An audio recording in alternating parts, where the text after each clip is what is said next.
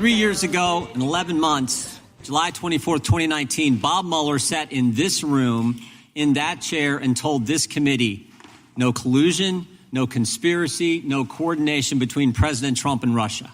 None. What the Democrats say? We don't care.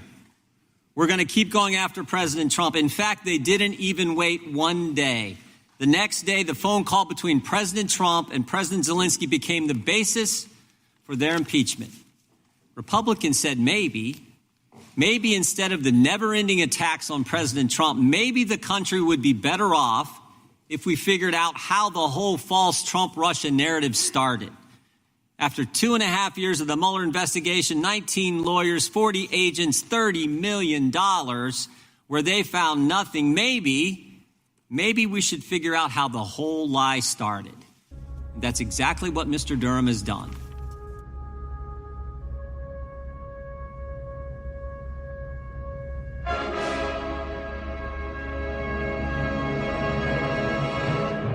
Want to get it off your chest?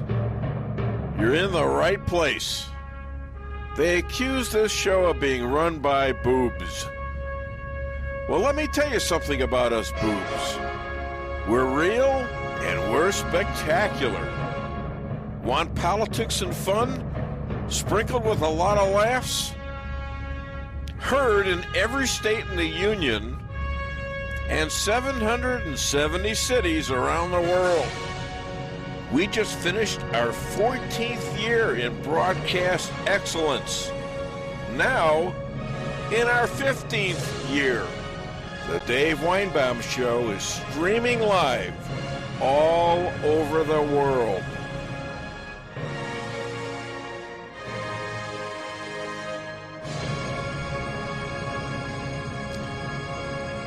When former liberal Donald J. Trump and Melania came down the golden escalator in Trump Tower in 2015, the swamp creatures of the FBI and Intel reacted immediately and began planning a coup.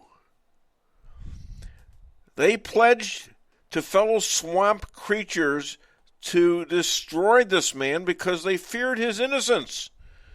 Instead of embracing this breath of fresh air, they planned his demise should he beat the 16 other Republicans in the primary. After Trump's victory to become the GOP candidate for president, the FBI broke the law with lies to the FISA court to enable them to investigate Trump's campaign. They huddled with Obama and Biden, who then became co-conspirators to push the Hillary Russia hoax, offering up $1 million to steal if he acknowledged his dossier. He couldn't.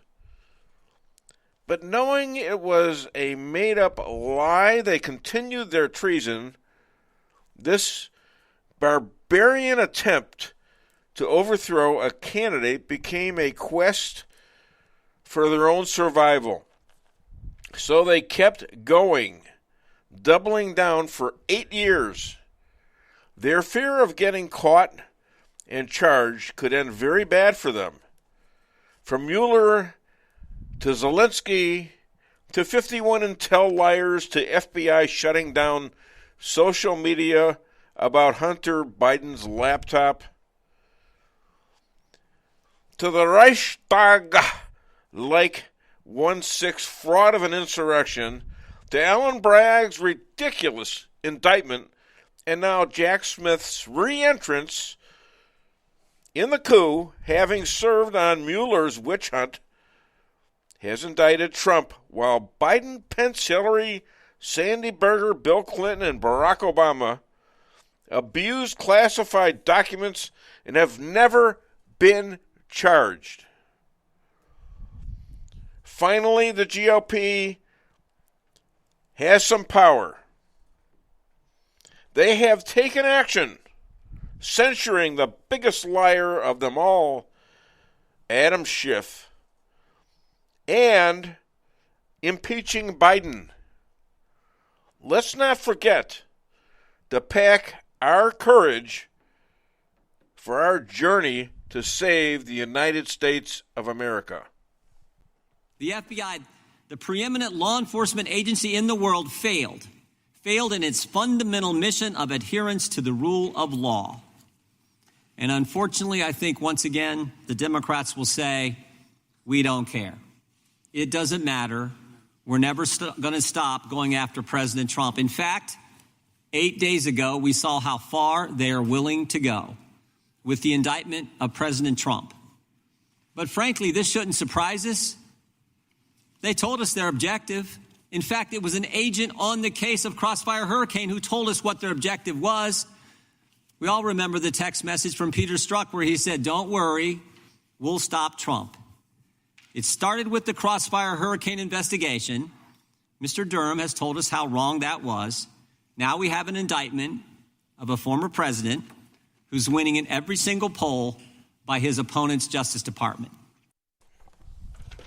Okay, that's the monologue today, and welcome to the Dave Weinbaum Show. I'm Dave Weinbaum, your radio talk show podcast host, and my lovely bride is here, Lisa Ann Weinbaum, as she likes to be called, here and at home. The Law. Hi, darling. How are you? Good morning. Did you get the dog out? Yes. Yes. And the garage door opened, so I can escape. Good. Yeah. Good. I was afraid I might be locked in. She likes the running house all into day. garage doors for some reason. I haven't done that for a while. Well, it's suffering the damage from before. I'm sorry to tell you this. Okay, we got J.P. Maxwell, the producer of the show.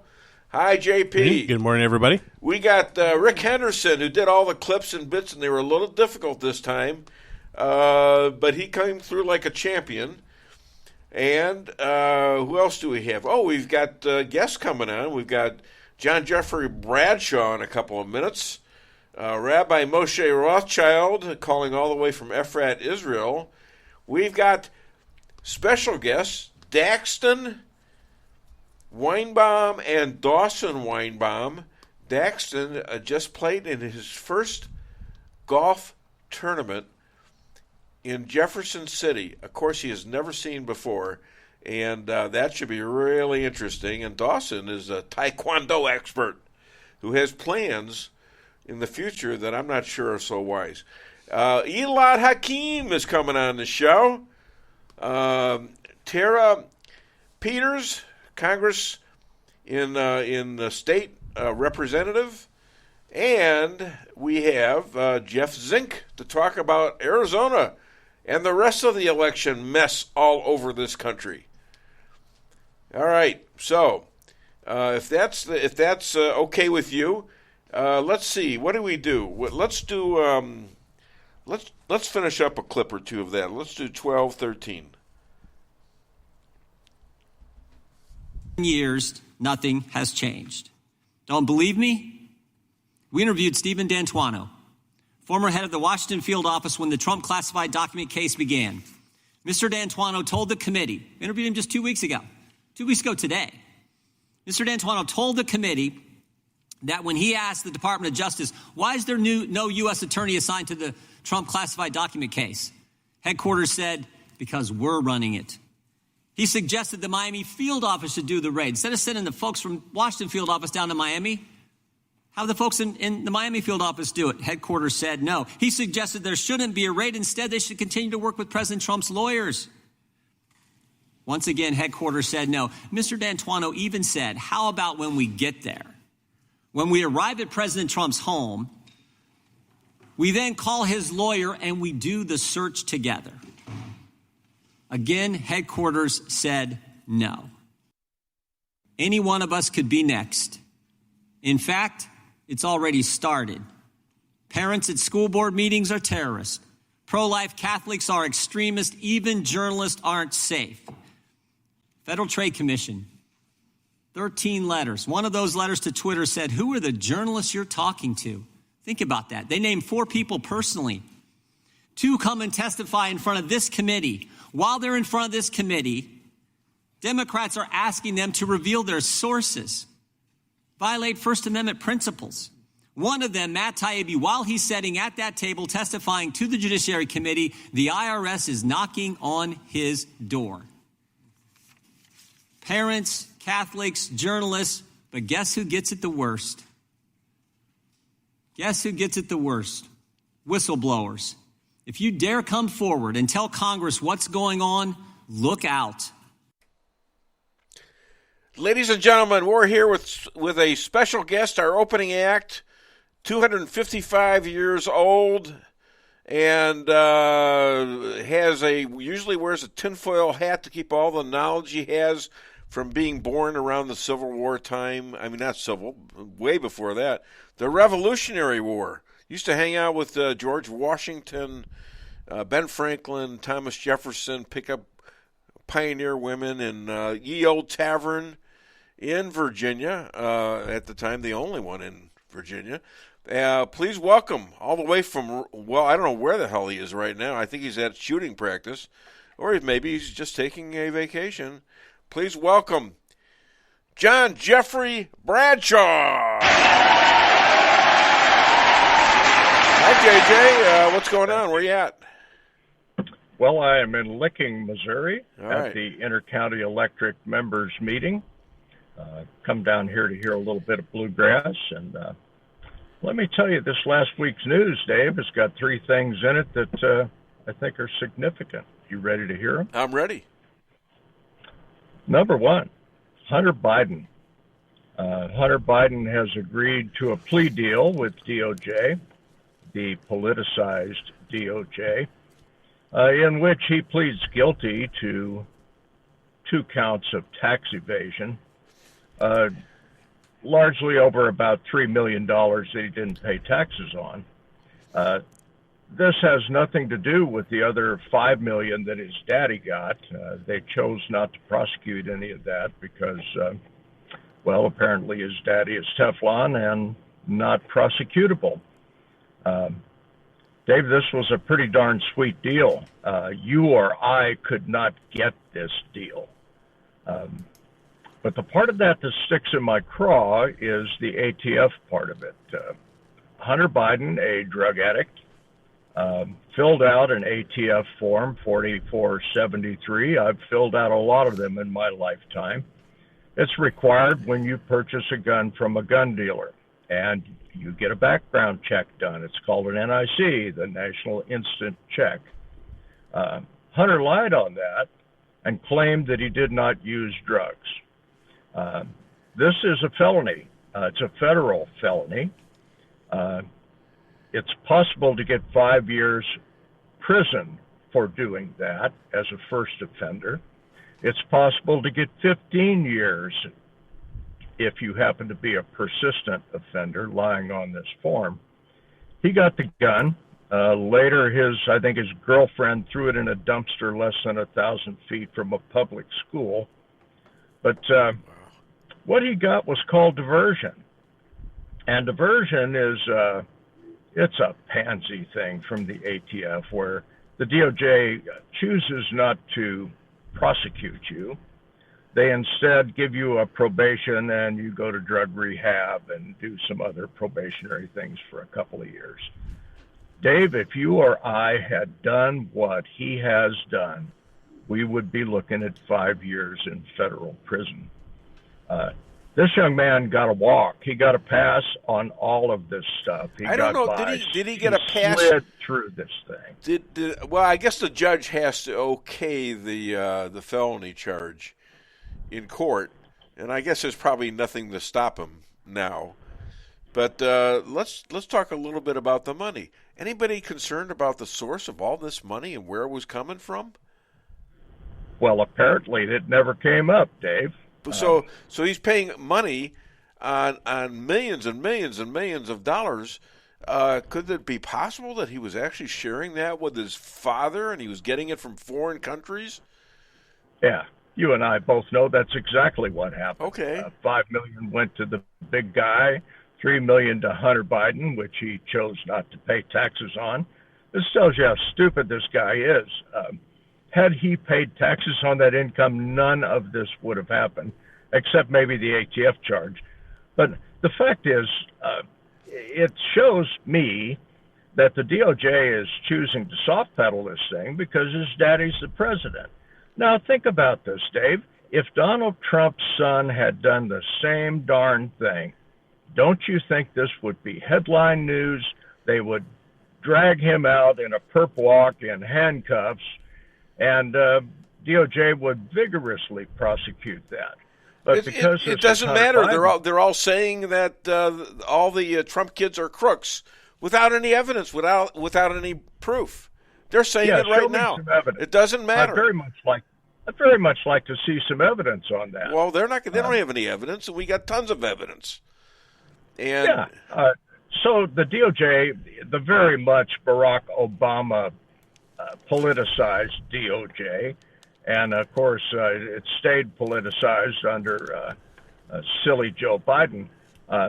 They choose what they prosecute, and they choose to not prosecute Democrats. And this is just another big example that you and I have talked about it before. There are two kinds of justice in this country, and it looks like Hunter got the "let's go easy on this guy" form of justice.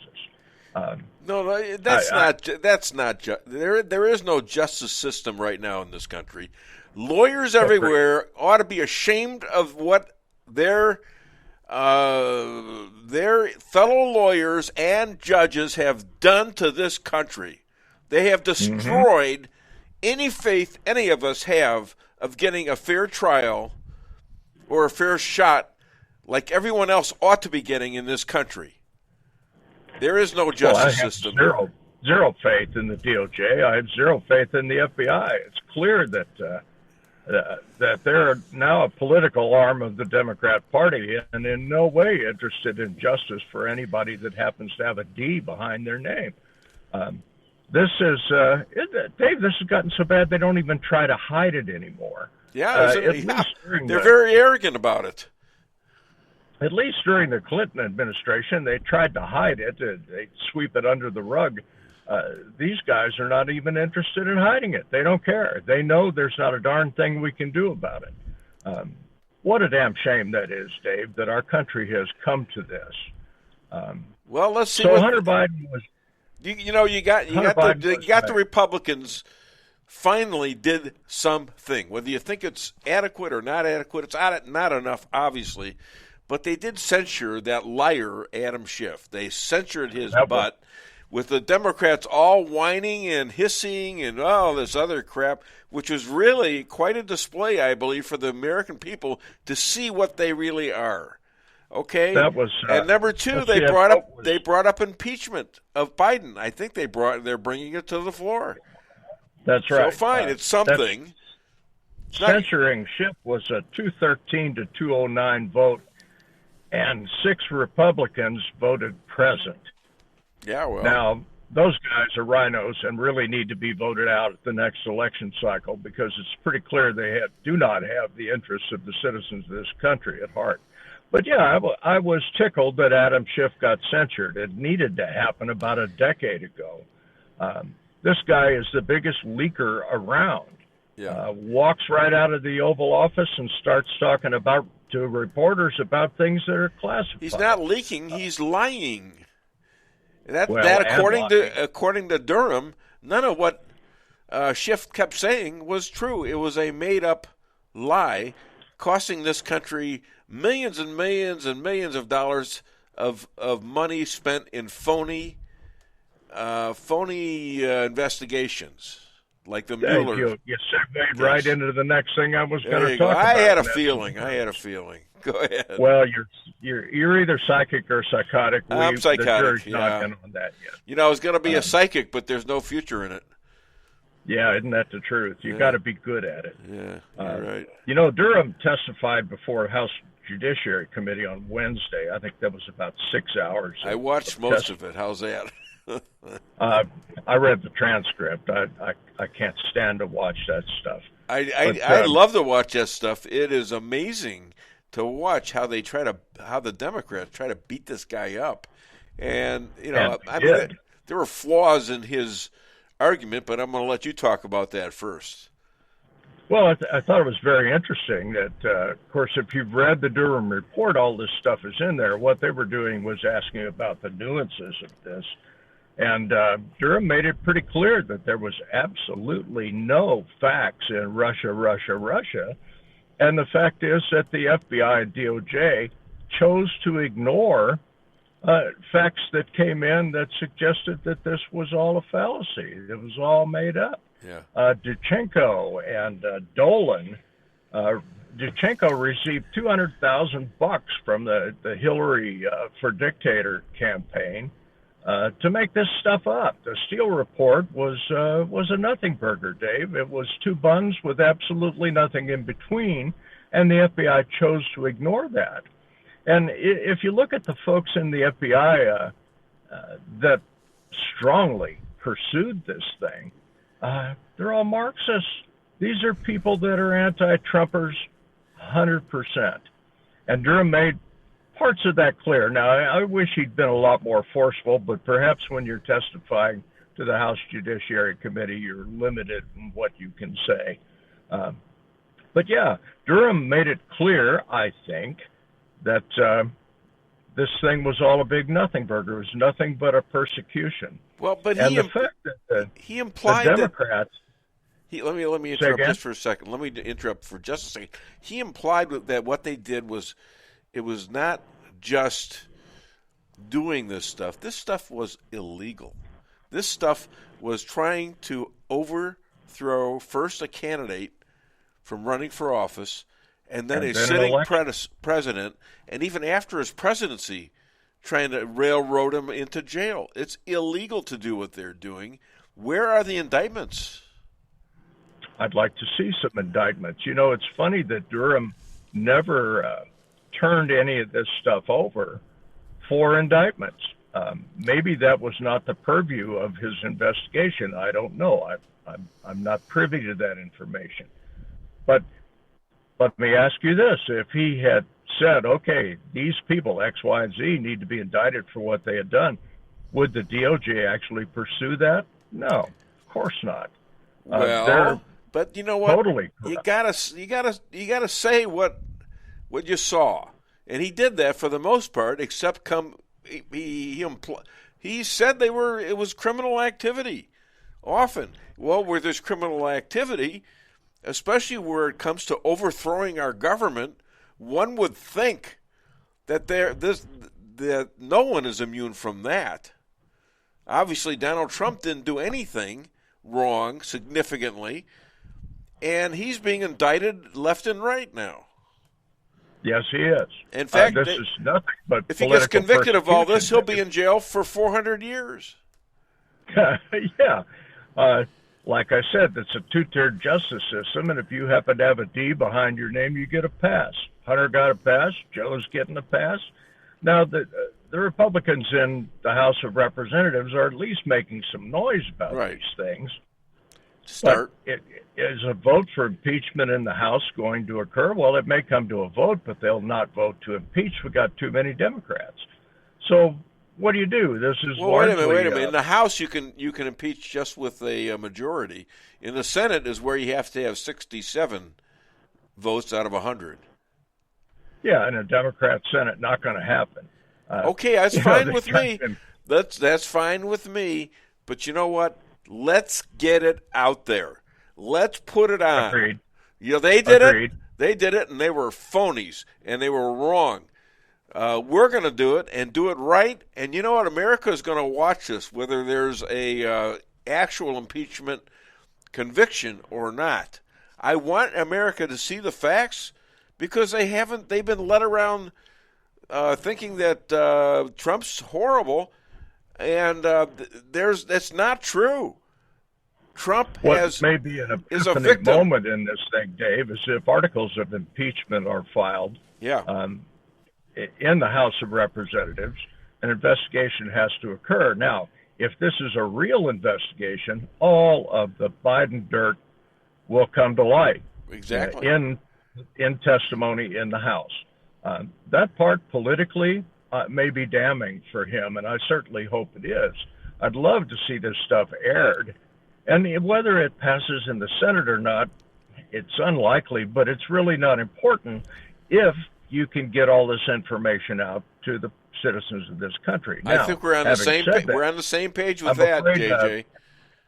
An awful lot of the citizens of this country are sheep. They don't bother to read. They don't bother to read anything conservative or listen to anything conservative. So they may stupidly go on and say, well, this is no big deal. I do want to see this occur in the House, even though it ends up being largely symbolic. It should drag the dirt out on the Bidens, and that needs to happen. And maybe that will put some damning evidence out to the DOJ. I would love to see their dirty laundry aired, because I'm sure there's plenty of it, and they've hidden it as well as they could. But the fact is, a congressional subpoena is a fairly important thing, something that would be wise to not ignore. So we'll see what happens, Dave. You and I will be watching this closely. Oh, yeah. I'm glad to see that this may happen. I think it's a good thing for our country. It may be cathartic for our country. I think it will be. I think people see the evidence. People know a lot more than they did back in 2015, 2016, 2017. We know stuff now that everyone was even Trump supporters were saying, I don't believe that crap. Now we believe it because we've got them admitting it. They're admitting it. Yeah. That nobody's hiding the Hunter Biden story anymore, although it was used to overthrow an election interference in 2020. That caused a lot of people not to vote for Donald Trump accordingly. And you could say that thing in itself was a sign that the election, one of the things that overthrew the election. Yes. Isn't it interesting that the Hunter Biden laptop story, in no way in Durham's report was it even mentioned. Apparently that was not part of the scope of his investigation, but it should have been, because it all ties together. Yeah. There's damning information on that laptop about him receiving bribe money from the Ukrainians and Lord knows how many other folks. Ties his daddy right in. It turns out Durham maybe it wasn't his purview, didn't look into that, or if he did look into it, I thought they talked about the 51 Intel people who said that the Hunter Biden laptop story was a Russian hoax. Russian hoax, yeah. A total lie, but they all lied. And these people still have the ability to get classified information. These are the same Intel guys who lied. Yeah, how about that? Does that smell like treason or sedition to you, Dave? Yes and yes. Yes, and me too. And a yes from JP. Yeah, How about you, honey? I'm shaking my head on both accounts. Just say yes. Yes. Yes, it got you married last time, so. Oh, please. Can't be all bad. Impeachment are actually filed and an investigation occurs in the House. I sincerely hope that the dirt in the Hunter laptop comes to light. And as far as that being a Russian hoax, you got a laptop that's got videos of Hunter snorting cocaine off of a hooker's butt. Yep. Tell me that's not his laptop. Tell me how somebody put this together as some sort of a terrible hoax against the Bidens. It doesn't pass. Well, what kind of crazy guy drops his computer off with all that stuff on it and then doesn't even get it back with knowledge that if you leave it there for a couple of years, it's confiscated by the owner of the store. Yeah, if you happen to be a crack-addicted moron, you do that stuff and you don't give it a second thought, and that's Hunter right there. Yeah. Sadly, he has the genes from Joe Biden, and now I know why Hunter's such a moron. Oh, well. Dave, I'm going to have to go. All right, my friend. You have a great time up there, and you make sure those guys send me my check. I will bug them. Spell my name right. Our conversation is always a wonderful thing on Friday morning.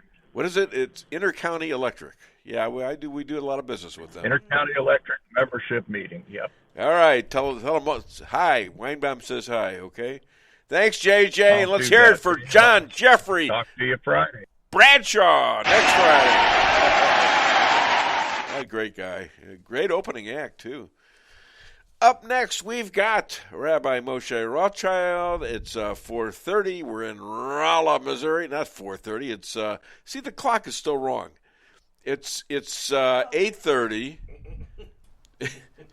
Oh, good grief! I'm duped by everything. And look who's coming up next. The rabbi from Efrat, Israel, Moshe, good friend. We got a lot to talk about with him. Like I say, we've got Elad coming on, Tara Peters, and Jeff Zink, and then Daxton and Dawson, Weinbaum, will be coming on. They'll be coming on before Elad and after the rabbi. So let's do our first break right now, and we'll come back with some good stuff. Hit it, please.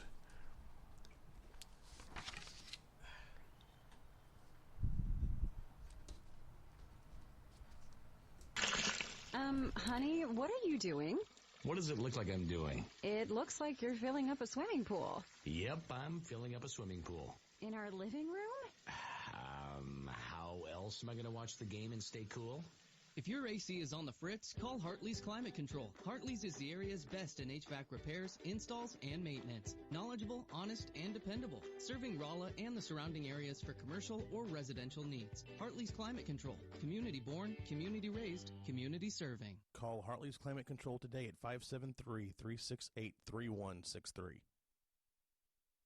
Your home is your castle. You don't need unwanted hassle. Don't let those creatures move in to stay. Let us protect your investments. That's what we're all about. Plank Termite and Pest Control will save the day.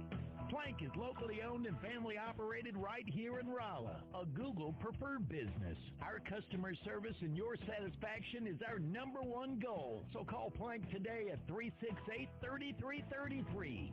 Plank Termite and Pest Control will save the day.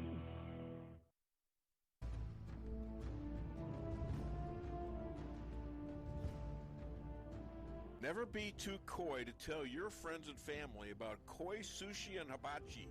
Celebrate the best Chinese-Japanese restaurant in the Midwest. Call 573-426-5551 to make a reservation or order takeout. Locally owned, 1808 North Bishop, Rolla, Missouri.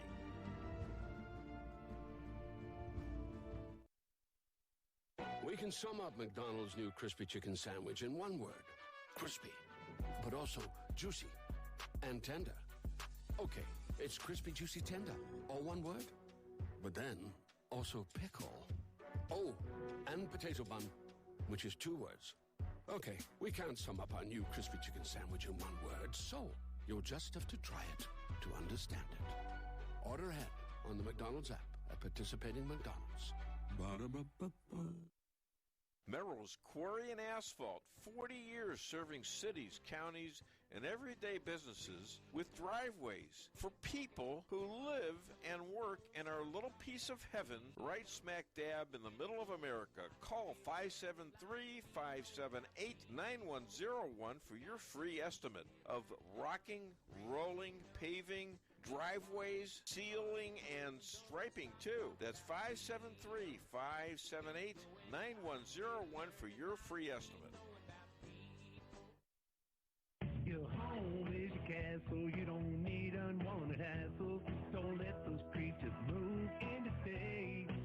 Let us protect your investments. That's what we're all about. Plank Termite and Pest Control will save the day. Plank is locally owned and family operated right here in Rolla, a Google preferred business. Our customer service and your satisfaction is our #1 goal. So call Plank today at 368-3333. Plank Termite and Pest Control will save the day. At your locally owned Price Chopper, our standards are high because we know yours are.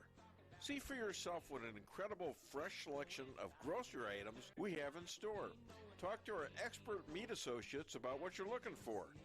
They're happy to meet any special requests like custom cuts, or see our expert produce associates on how to pick out the best fruits and vegetables. Quality in the deli means fresh, full flavor, and always delicious. If you're craving fresh baked goodness, we have that too. You can expect the best selection and the best value while interacting with our friendly and knowledgeable employees. You can find what you're looking for fast and easily at the best prices at Price Chopper Fresh Savings every day.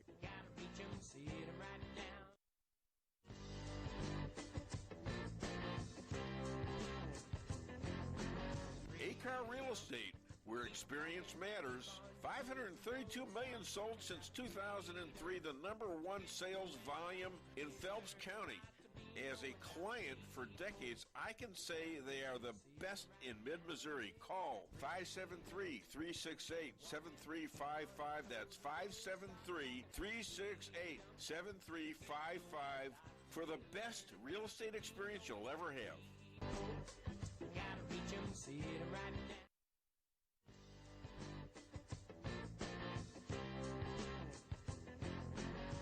Insurance going up like crazy? Daniel and Henry Insurance is one of the largest private insurance companies in the world. Richard Boyette, 314-444-5011. He's my guy at Daniel and Henry for 10 years. Business or personal, call Richard at 314-444-5011. He's the best. Maybe it's for a kitchen you've always wanted. Maybe it's just to have a little extra room. Whatever the reason you're considering a new home loan, it's good to know that Town & Country Bank will guide you in the right direction. Our experienced local lenders are here to help you with a new home construction, remodeling projects, and fixed and adjustable rate home loans. You can even start the process online by clicking Online Mortgage Center at tcbanks.com. Smart, friendly solutions. Town & Country Bank. Member FDIC, Equal Housing Lender. One of my favorite things to do is to get input from people by phone calls, either calling 573-578-2700 or people sending messages on Facebook, Twitter, and DaveWeinbaum.net. All right, so here we go. Rico Camino, I think he's a friend of Rick Henderson. Good morning, everyone. Good morning, Rico. Shannon Breen. Or Shannon Bream. I know it's Shannon Bream, but that's not her. Okay, that's Fox News, and I do know her. Shannon Reed. I can't see very well. I got to get my eyes checked. Good morning, all. Patricia Oden Maxwell, the official pastor to the Dave Weinbaum Show, official mother to J.P. Maxwell. Sounding good, looking good as always. Let's go, team. Atta girl. Always great to get a cheer from her. Elad Hakim. Good morning. See you guys soon. All right. Thanks for the warning. I appreciate that. And actually, it's not a warning, but thanks for the heads up. Let's say Roy Maddox. Good morning, Bradshaw. Ooh, sounds like what Seinfeld says to what's his name? Is it Kramer? Yeah. No, not Kramer. No. The other guy, Newman. Yeah, Newman. Hello, Newman. Yeah. Okay. Yeah. Buddy John Wolf Jr., he went to committee so they can keep the impeachment alive. It went to committee so they could keep the impeachment alive. So they're trying. Okay, which impeachment are they talking The impeachment of Biden. Like they're trying to make at least get the charges out there, I think is what it is. All right, well, thank you for that. Appreciate that. Bill Bates. There's a name from the past. Good morning, Dave. Hi, Bill Bates. Used to be on KTTR, a radio star in his own right. And looking good, Bill Bates. And great to hear from you. All right, thanks. You should call the show sometime with that great voice of his. He's got a radio voice, not like me. The longtime host of the Morning Mayor Show. Yeah. Him and Lee Burr. Yep, you got that. And I worked with these guys for a while. They had a lot of fun. I thought maybe it wasn't fun for them, but it was fun for me. I learned the business from them. Let's put it that way. All right, Riley. Do we have any more? No, that was it. Riley Games. Now, do you know who she is? Riley Games. It's a hell of a name. She's a championship swimmer, and she's suing Leah Thomas, a transgender person, for $2 million because she or a biological man came in and whipped her butt. And she's suing. I don't know. I'm not sure it's just against Leah Thomas. It could be against the state. But this is all about the disenfranchising of women, all women, in sports, because they're expected to compete with biological men who have changed themselves into women, but not biologically. They still have the same muscle tone. They still have the same hormones. So it's not fair. It's not fair. And she's right. They're destroying all of women's sports. It's affecting girls all over this country who want to go into sports, and it's shameful. It's just shameful. And again, my comment to that is compete against, if you're a man, compete against men and get better. If you don't like the results, get better. Do you think that's why they changed, just to do that? I think that's a big part of it, yeah. Yeah, I didn't know. But she's suing. She ain't taking that. Good for her. You got, let's see, that's it, right? Okay. So, coming up in a couple minutes, we got the rabbi. Let's do something funny. Do we have anything funny here? Yeah, I think we do. Let's do Seinfeld. What do we get for Seinfeld? Confession? We don't have anything yet. Well, let's do Reagan. I know you got that one. You know, there's a 10-year delay in the Soviet Union of delivery of an automobile. And you go through quite a process when you're ready to buy, and then you put up the money in advance. This man, he laid down his money, and then the fellow that was in charge said to him, okay, come back in 10 years and get your car. And he said, morning or afternoon?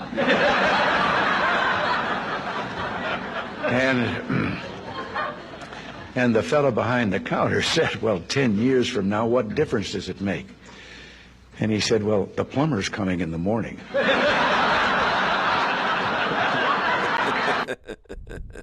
Okay, the rabbi's a little late. And let's see, does he have the info? Let's see, we're going to resend him the... I think he's getting ready to come on here in a second. Oh, how do you know? It says he's now active on Facebook, which he wasn't a second ago, so he might be getting ready to come on here. Okay. Well, we have less difficulties than most of the, primetime shows. They always have problems with people dropping off. It goes bad. And by the way, we had, let's talk about something going horrible. The people in that submarine that were supposedly going to take a tour of the Titanic apparently have all turned up dead. Hopefully it was a quick death, but I don't know. They said that since they found debris, they assumed that the pressure hull was breached, which means that it basically self-imploded from the pressure of the water, which means it was probably over in milliseconds. Yeah. Because of that depth, it just... Well, look who turned up. Oh, my goodness. Okay. All right, well, what is that? What does he think? It's a doctor's office or something? You can come in late? What's the matter with you? All right, hit the song. Yeah, he's looking at his watch. Oh, yeah. Yeah, 1 second, Dave. You were talking to another rabbi? It sounds like you're cheating on me. No, actually, I'm cheating with you on him because he was the first rabbi. Listen to this. I got rabbis fighting over me. This is kind of weird.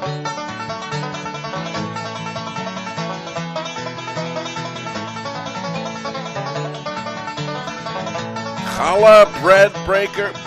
He's a challah bread breaker. Yeah, he does that too after he bakes it. Travels the world, uniting Christians, Jews, and Muslims. Future rabbi to the Trump Third Temple Hotel Casino, Golf Course and Spa.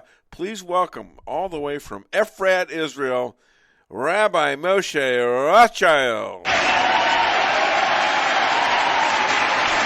Did you forget again? No, usually when I come on, you're playing those commercials anyhow. So, you're trying to show me up, are you? I actually made a mistake. I thought it was at 8:45. Okay. Well, honesty. Finally, thank you very much for that. Okay, I can forgive honesty, but don't blame it on me. Well, usually it's on the host. And we're talking about ACR. Okay. So I have commercials that go a little bit over. Okay. Yeah, meaning you're not on time for me. Is that what you're trying to? So you're not on time because they go over. Okay, whatever.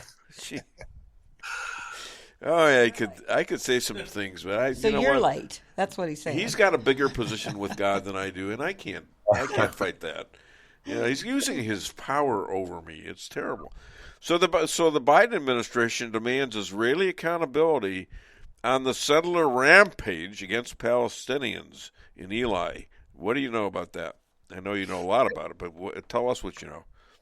Okay, first of all, that's where my son goes to school. So, when this a terrorist walked into a gas station where there's also a little restaurant, and he shot the place up and killed 4 people and 4 civilians, and in reaction there was a reaction to it by some of the local civilians, and which again, I'm not justifying what they did, but when Biden and others take it out of context and their reaction to terror is worse than the terror itself, that to me says a lot, and they're deflecting and don't want to address Palestinian terror directly. They murdered 4 Jews. Is that correct?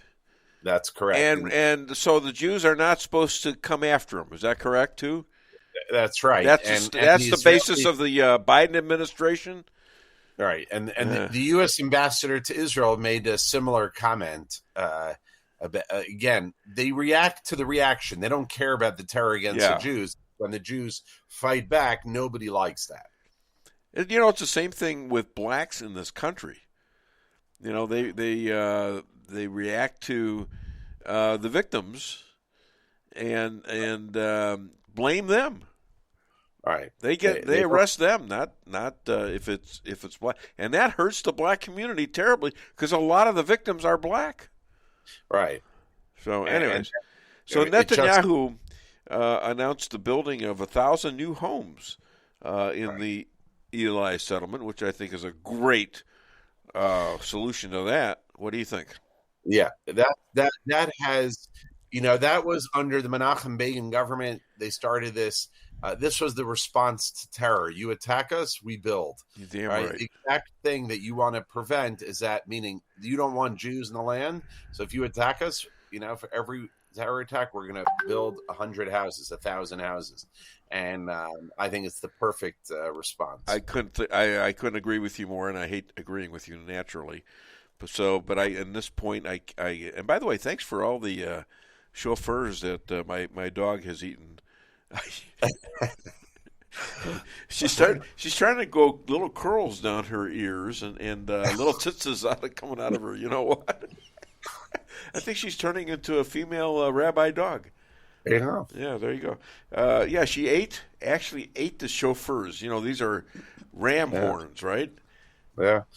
Before you know it, I'll be off the show and she'll be the guest. Well, she'll be on time. Anyways, Ukraine's Zelensky. Well, she'll be on time because she has a chauffeur to drive her there. What do you know about funny, you rabbi? You. All right, Ukraine's Zelensky is called a Nazi by Putin. Zelensky calls Putin the closest to Hitler than anyone. Why are people calling Jews Nazis? What is that about? I watched that whole thing unfold. I don't know if Putin is trying to win over Jews and trying to create space between them and Zelensky. I don't know. I mean, the whole thing is crazy. But I would agree that Putin is far closer to a Nazi than Zelensky is. Well, I would think he doesn't. I mean, is he a problem for Israel? How much of a problem is Putin for Israel, or is Right. he? Well, they did announce this week that Russia is going to be building a semi kind of embassy in Jerusalem this week. Really? It's going to be more than a consulate, but not quite an embassy. It's like almost an embassy, and they're going to be building it in Jerusalem. So, with all this going on, Israel has to be careful because Russia controls Syria, and Syria is friends with Iran, and so there's like you got to know a little bit of the background, what's going on.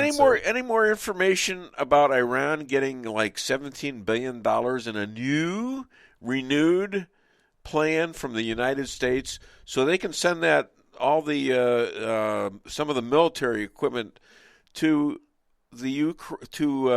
Russia to drop on the Ukraine while we're sending to the Ukraine? I mean, I'm so confused.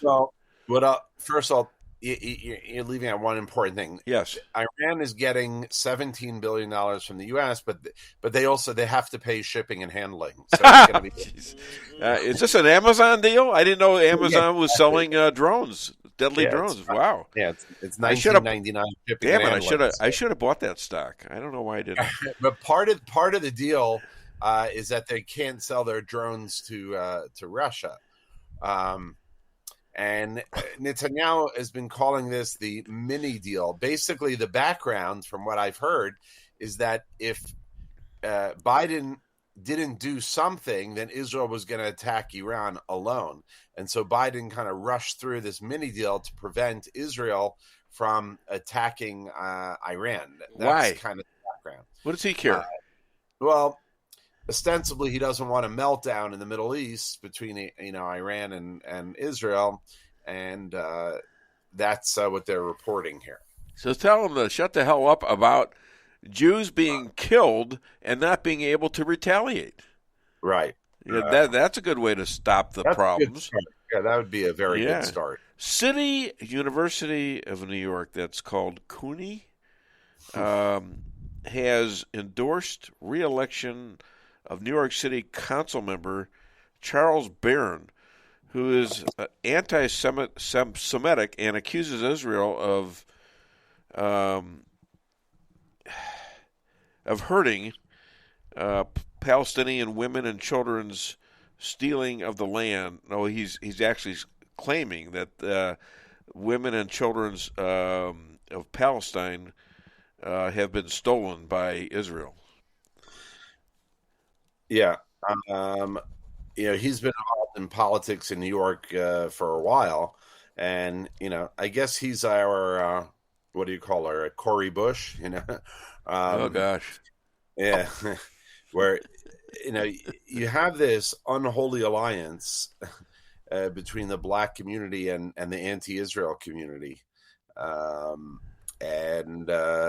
It's a shame because the black community and the Jewish community should be standing together, but you would think. But this alliance between the black community and the Palestinian community is going to go nowhere, as usual. The Palestinian cause is so unjust and so immoral and so unethical. Whenever you align yourself with them, it might look good in the short run, but in the long run, it will fail. Now, why are the Druze having protests in Israel? And it's violent. I thought they were fine with Israel. Oh, they are fine with Israel. It's a local squabble. Israel wants to put up some wind turbines on their land, and they're willing to pay them for their land, but they don't want these wind turbines there, to provide electricity. So, they're fighting against Netanyahu and against the government. They don't want them. Okay. So, one more question. You know what a mikveh is, right? I certainly do. Okay, well, in Barbados, they had a mikveh, a little pool where people. Yeah. Now I'm wondering that carrying this into Christianity, is that the basis for baptism? Oh, 100%. Whenever I guide Christian tours here, I show them ancient mikvahs, and the whole concept of baptism is based on the mikvah. So we're in Barbados, and we have this amazing rebuilding of the temple, so to speak. We've went through a few rebuildings of temples in Israel, haven't we? And here's this pool, and I didn't know what it was for. Oh yeah, and you can't really have a Jewish community without a mikveh. That you're supposed to build a mikveh before you build the synagogue. Wow, and and I can't find where it says it's tied to Christian baptism. Do they not admit to this or what? Yeah. Oh, of course okay. They do. Yeah. I just couldn't find it. Anyhow, do you have any rabbi rants or scoop of the day? I don't, but I just want to know, did you have tomatoes in Barbados? Actually, we did. Yes, we had tomatoes. There were definitely tomatoes. And we had a fish fry on a barbecue. Okay, good. We had tomato with our lox. The Nidche Israel. By the way, I have my two of my grandchildren here. Daxton and Dawson are sitting there. Say hi to the rabbi. Say hi, Rabbi. Hi. Yes, you're on camera.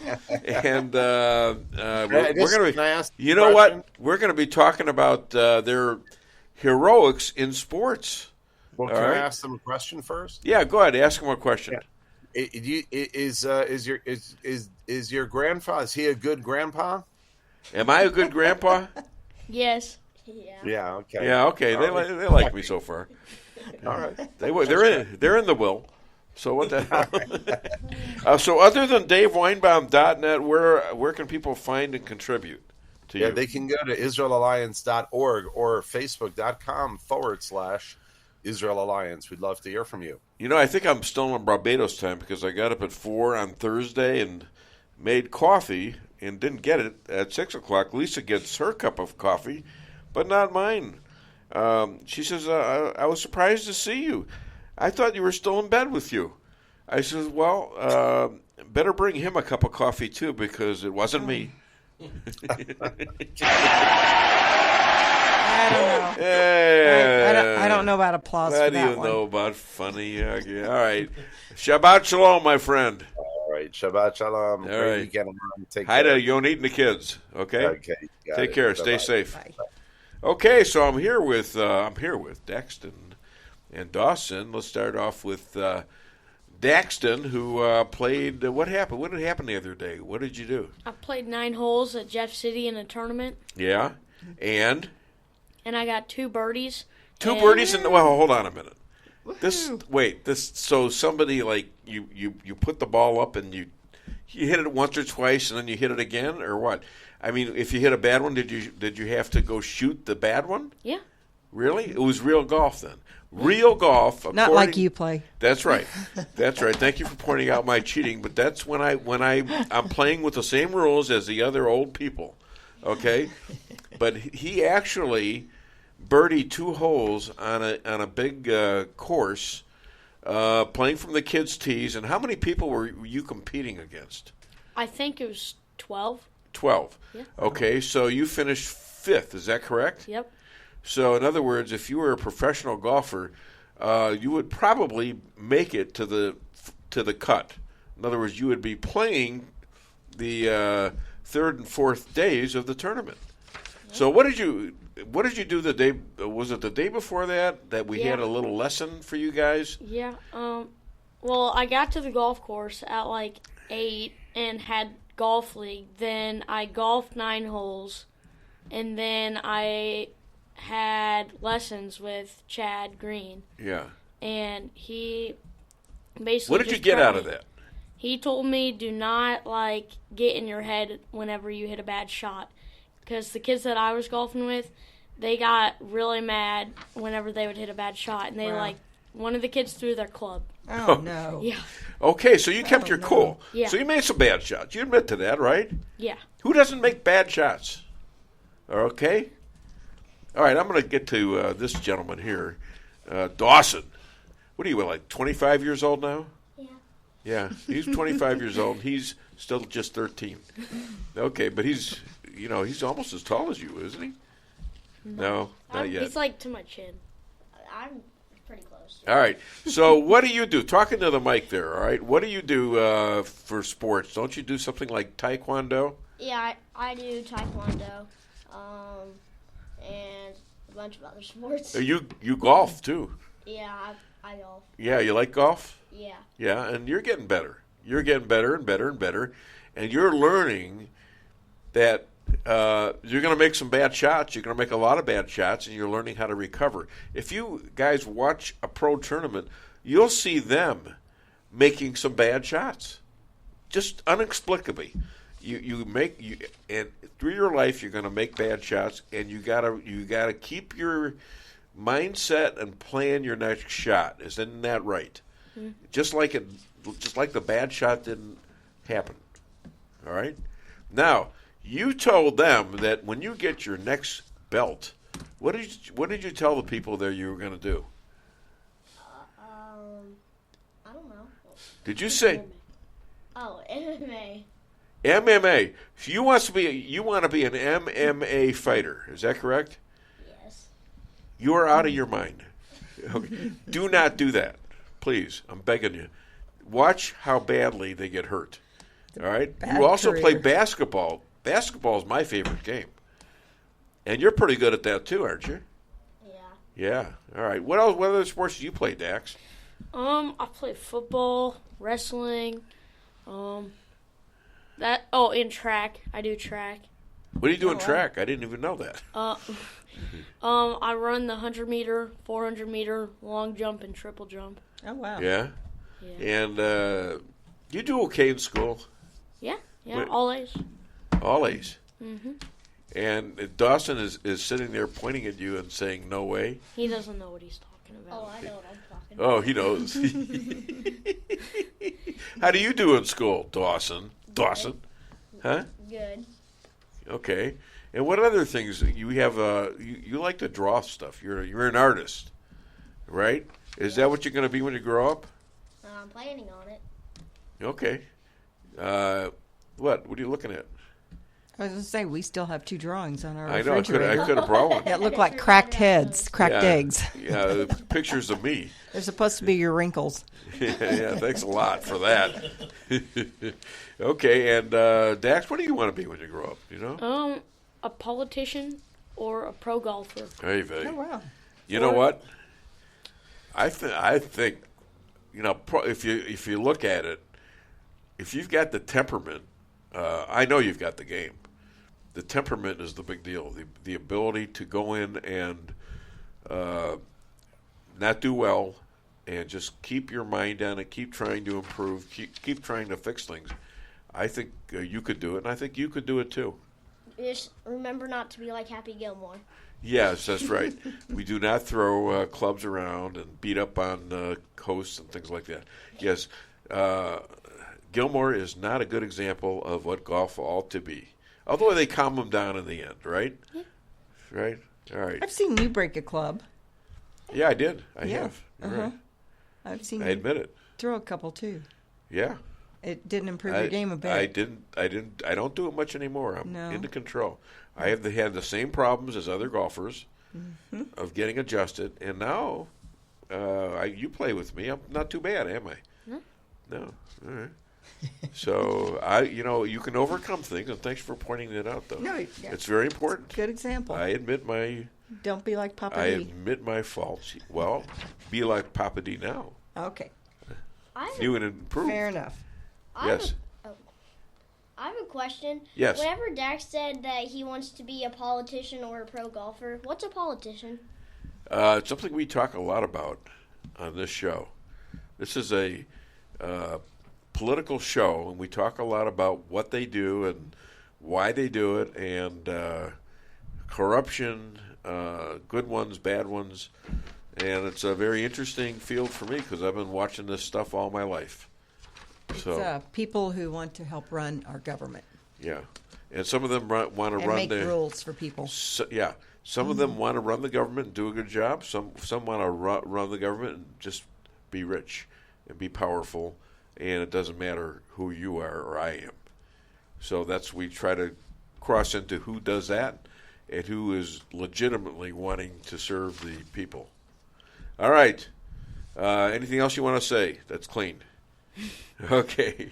All right, you guys, thanks a lot for being guests on the Dave Weinbaum Show. Hey! right, go do something today. Go play golf. Go do something. Have fun, all right? All right. Thanks for coming in. See ya. Love you guys. All right. That's not cute. You know what's bad? What? I am almost 40 years old, and I guarantee your grandson will whip me up on the golf course, and he wouldn't even be close. Well, I mean, Me too. I cannot play golf to save my life. Me well, too. but yeah, but you know, she made a par. She parred a hole the other day. I call her Mrs. Par now. You know, if I parred a hole, I'd be elated. Okay. If I could even drive it off the tee, I'd be happy. I was elated. Yes, she Surely was. was.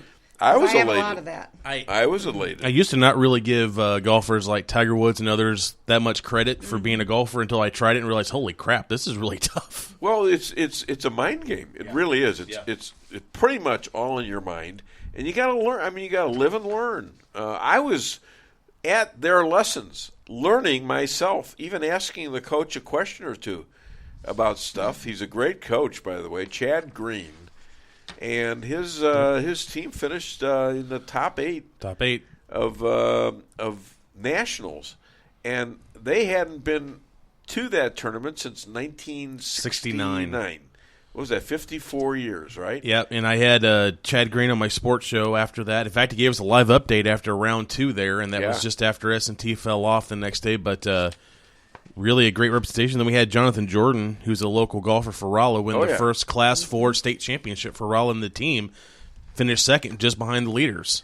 Oh, he's already done that? Yeah, he won. Yeah, he was on my show afterward. Jonathan Jordan. Oh, wow. He's only a junior, so he has another year of eligibility for Rolla to go. Oh, he's got a huge... and there's a good chance he could win another individual championship, and they could win a team championship next year. So, oh, that would be amazing. Whatever it is, we got some good golfers here in the area. It's working. Yeah. We need more sand traps. I've actually contributed a few sand traps to that course, and actually I'm taking credit for this. I have the second hole there is my development. So I have that to my credit, is that I actually made a golf hole, and I'm not that good. So, all right, but I love the sport. I would love to see one or both of them become professional golfers. You know, it can be quite a grind, but what a way to make a living. I have a cousin who at one time was very high up working over at Belle Reve Country Club. And he ran it. He was there at the time that they brought, I think it was either the U.S. Open or PGA Championship to St. Louis back a few years ago. Yeah. So he was on the grounds getting to watch Tiger Woods and all them tee off, and he was getting paid for it.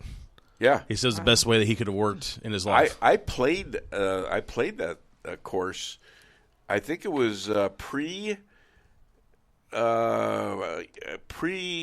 tournament, but they had let all the grass grow, and my God, that it was impossible. The grass was like a foot high. I mean, I didn't know how to do it back then. I didn't know how to get out of it. I think it was 2006 approximately, where they had I think it was the PGA tournament. The PGA Championship, I think. Yeah. And it was fun. And I've been promised by my lawyer, Bhavik Patel, to go to St. Louis, and he's a member of Belle Reve, and play another round. I'd love to do that. If you're listening. I'm looking it up here, and they're actually due to have the 2026 BMW Championship there at Belle Reve as well. No kidding. Mm-hmm. Wow. All right, well, let's do you got Seinfeld now? You know what I'm talking about? The Seinfeld Confession. I can pull it up real fast. All right. Oh, wait. Let's play the Seinfeld wail. Let's do the There it is. The sea was angry that day, my friends. Like an old man trying to send back soup in a deli.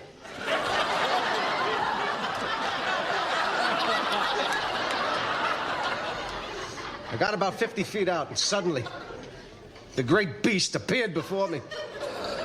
I tell you, he was 10 stories high if he was a foot. As if sensing my presence, he let out a great bellow. A huge tidal wave lifted me. tossed me like a cork, and I found myself right on top of him, face to face with the blowhole.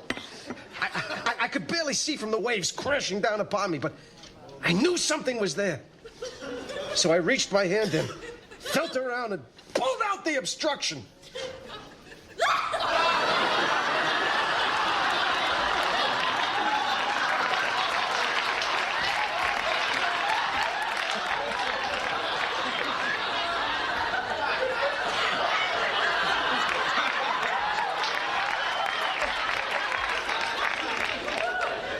What is that, a Titleist? A hole-in-one. That's one of the best clips. In fact, they even admitted to this. That's one of the best clips they've ever had. They're really funny. We got some other messages here, but I just want to say one thing before I read that. Senator Rand Paul exposes Fauci's support with taxpayer money to the Wuhan lab in China. You know, you can get... When I said this on Facebook, they sort of shadow banned me, told me how wrong I was, that it wasn't that, it was some kind of a animal market or something. I don't know, but they did not. Were not telling the truth. Either they didn't know or they did it because they have a political objective. Sharon Passig, those two boys are very charming and so bright and talented. You are truly blessed with those two young men. Yes, I would absolutely, totally agree with that. Good morning from Kathy Sanford Dillon. We made it through another long week and excited. Friday is finally here. Have a blessed weekend, everyone, and you too, Kathy. Yeah. In fact, let's play. Let's play the first clip that the new one. We got just a couple minutes. And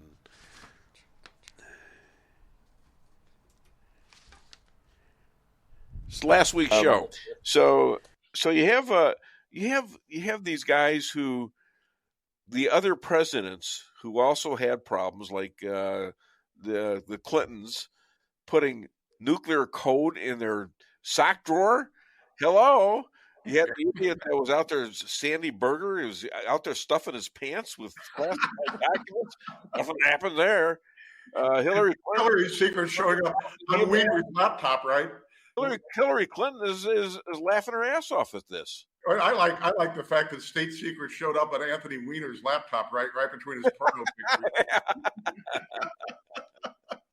Oh, great.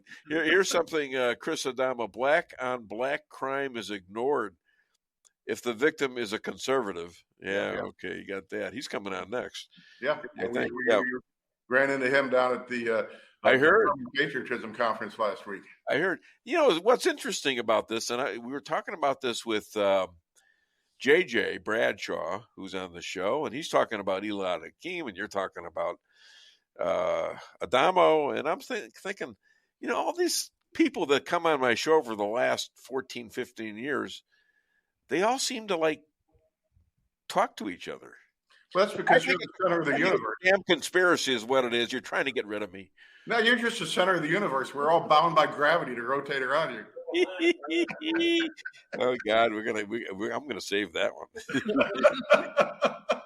I'll put that in the clip. That won't be the last time you hear that on this show. I can promise. Especially my wife. She'll laugh. You're a what? Yeah. Okay, do the other one. We have time. He's not on yet, so I know he's coming. Like this one got me. I'll tell you what. I got to tell you. Last time I said something that was remotely wrong. She rotated my tires. Oh, what are you doing? Stop it! That tickles. Stop it! No. All right, let's do basketball.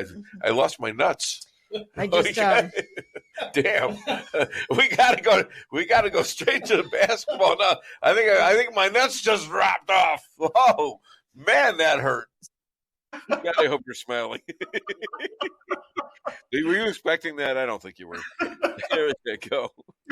He rotates my tires on occasion, and boy, does that hurt? Man alive! Don't do that. Ow! And then she got the damn whip. Stop it. There we go, guys. Just a little bit of humor from the Dave Weinbaum Show. All right, and what do you got for that? You got nothing for that. You got. What do you know about funny, you bastard? Okay, I shouldn't call him a bastard. What do you know from funny, you bastard? And then look who shows up. Play his song, please. Por favor.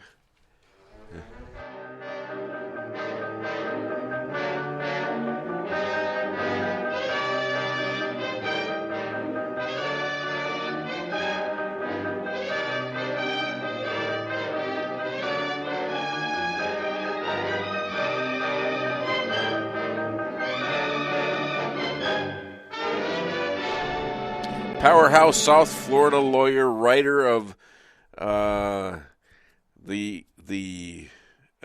combination of law and politics, all over the net star. His columns are all over the place. He's a star of TV, podcasts, and radio. Please welcome, all the way from Boca Raton, the Perry Mason to the Dave Weinbaum Show, Elad Hakim. Elad, how are you, sir? Hi, guys. I'm well. How are you guys? I'm good. So Schiff is censured. You say no big deal. Why?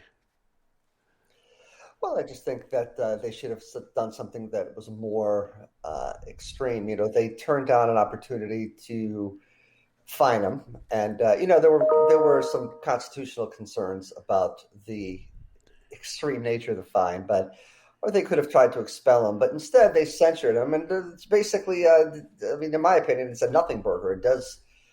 All it does is embarrass him, so to speak, and he's going to use it. He doesn't care.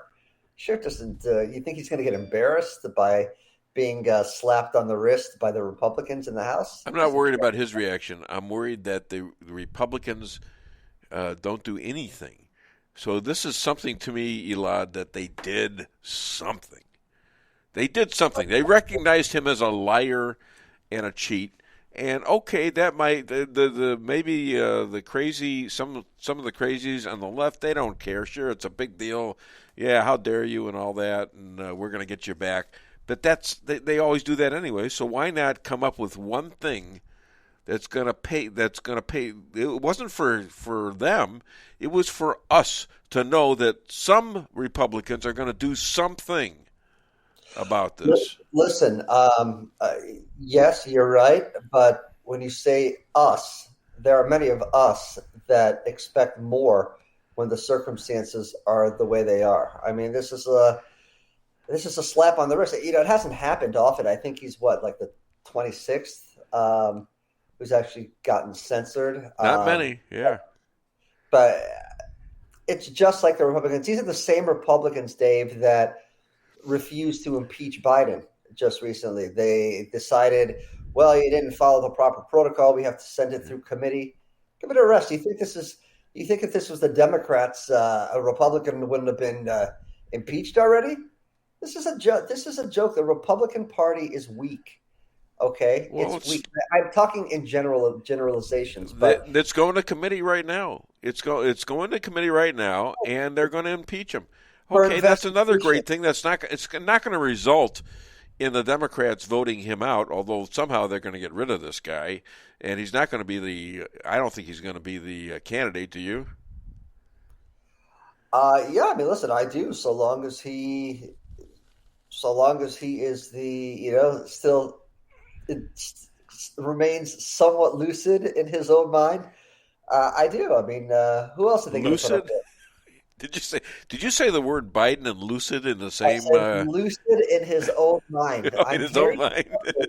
I'm very careful with the words. Yes, I know you're a lawyer. I always try to pick those apart, and this never works for me. Never works. So DeSantis hosts a DC fundraiser at Dominion's lawyers' offices, and for those in Branson, Dominion has those, machines that counts or discounts votes. Your thoughts on that? Yeah, it's not the first time. I think that he several months ago also had a show where he had one of the Dominion lawyers on. So, look, it just adds to the disappointment that some people are having with Governor DeSantis, and I find it quite unfortunate. I think that he really did have an opportunity to support Trump, endorse Trump, and then piggytail on Trump and finish his term and then go in strong to 2028. And I think that he's made a lot of blunders now.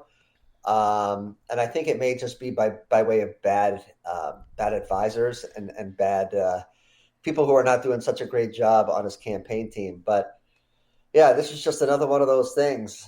Of all things. What's his relationship to the other Republicans in Florida? Because none of them seem to be backing him. Yeah, I mean, I've said all along, I think that, so long as Trump stays in the race, I only say that only because of my, issues with the different legal cases that are going on. Not that they can disqualify him per se, but just how much can a human being take? I mean, he's saying, he consistently says he's going to stay in no matter what, but I think that DeSantis will also lose in Florida if things continue. I just don't think his policies can sell well. And I think that in Florida, while he has support, I think people are tiring of the way he's treated the whole situation, the way he's handled the whole situation, his unwillingness to answer Charlie Crist whether he intends to finish his 4-year term, the fact that he took money that was earmarked for his governor campaign and now transferred it over to his presidential campaign. And I think is that legal? I mean, can you do that? Now, listen, I think that people are tiring. I think that people, a lot of people are just like, and I can only speak for myself, but from what I hear, look, you signed up for a 4-year term. Finish your term. Not to mention that you wouldn't even be here if it wasn't for Trump. Yeah. You were getting your butt kicked, all right, by Adam Putnam and Gillum until Trump jumped in and saved your butt. So I think he's gonna run into a problem. He seems to be making a lot of mistakes. I think so, and I think it's just the way he's being advised is not great. It almost looks like a novice, rookie type of mistakes. Well, you know who his biggest fan is? Karl Rove. Ever since Tucker Carlson is gone, now Karl Rove is seemingly the big conservative on Fox News, and he's barely a conservative. He's more of a rhino than anything else these days. Correct. Yeah. And by the way, I have a piece coming out hopefully today about I don't think Trump should participate in the debate. I think you're right. Why? But you tell me why. Well, because a couple of reasons. One, he's winning. Okay, so he doesn't have any reason to go with a bunch of underlings and serve as a punching bag, and that's exactly what's going to happen. He's going to get questions thrown at him that are clearly not fair. Yeah. They're going to be meant to embarrass him. He doesn't want to have to debate the other person and the moderator at the same time. Yeah. So, I think that he should, and it was interesting. I kind of put a little survey on Twitter. I think that he should either hold a rally at the same time or go on with someone like Tucker and listen to on Twitter, right? Well, go on Tucker's show, and they should watch the debate together, and he should critique. What Tucker show? There is no Tucker show. Go on. That Tucker can find some sort of. Well, Tucker's on Twitter right now. That's what I mean. He can go on with Tucker. Go on with somebody, but do some sort of live play-by-play. He doesn't need to go to the debate. Americans know where Trump stands. I think you're absolutely right. And who's going to watch the debate between those on his policies? There's going to be about 16, 17 people again, just like before. And who wants to listen to those guys yammer at each other without Trump there? Yeah, I mean, listen, the country's going to tune in more if Trump holds a rally. He can deflect. He can take so much attention away from these. I mean, I call them basically underlings. Some of them are they're there basically as placeholders. They have absolutely no chance of anything. Yeah. Why are they doing it then? Why are all these people out there doing this? Are they looking for a place in Trump's administration? It could be that. It could be ego. I mean, why would Chris Christie be in it? Maybe they're trying to damage Trump in the eyes of. I thought Christie was Trump's friend. Yeah, well, there's no. I think we've all learned there's no friendship. You want a friend in politics? Get a dog. But I'll tell you something. I think they're there to try to hurt Trump. The problem they have, the problem that DeSantis has, and all these people have, you can't hurt Trump any more than Trump has already been hurt. What are you supposed to say about him? Well, you almost have to. The guy's now been indicted twice. Yeah. Okay. What is it that you're supposed to say about Trump that America hasn't heard before? Well, you almost got to side with the guy if you don't want to get unpopular, especially with most Republicans. I mean, most Republicans understand now they have more information, tons more information about what hell the Democrats have put Trump through now than they did back in 2016. Would you agree with that? Yeah, we know what happened now. I mean, look, you're exactly right. It turns out that much of what he said was true. That's absolutely. That is the big difference. In 2016, 2020, people were like, yeah, that's BS. That's Trump trying to. No, it wasn't BS. Right. Okay. We're finding out now, even the recent stuff that's come out with, Hunter Biden and the DOJ's efforts to prevent prevent charges from being filed.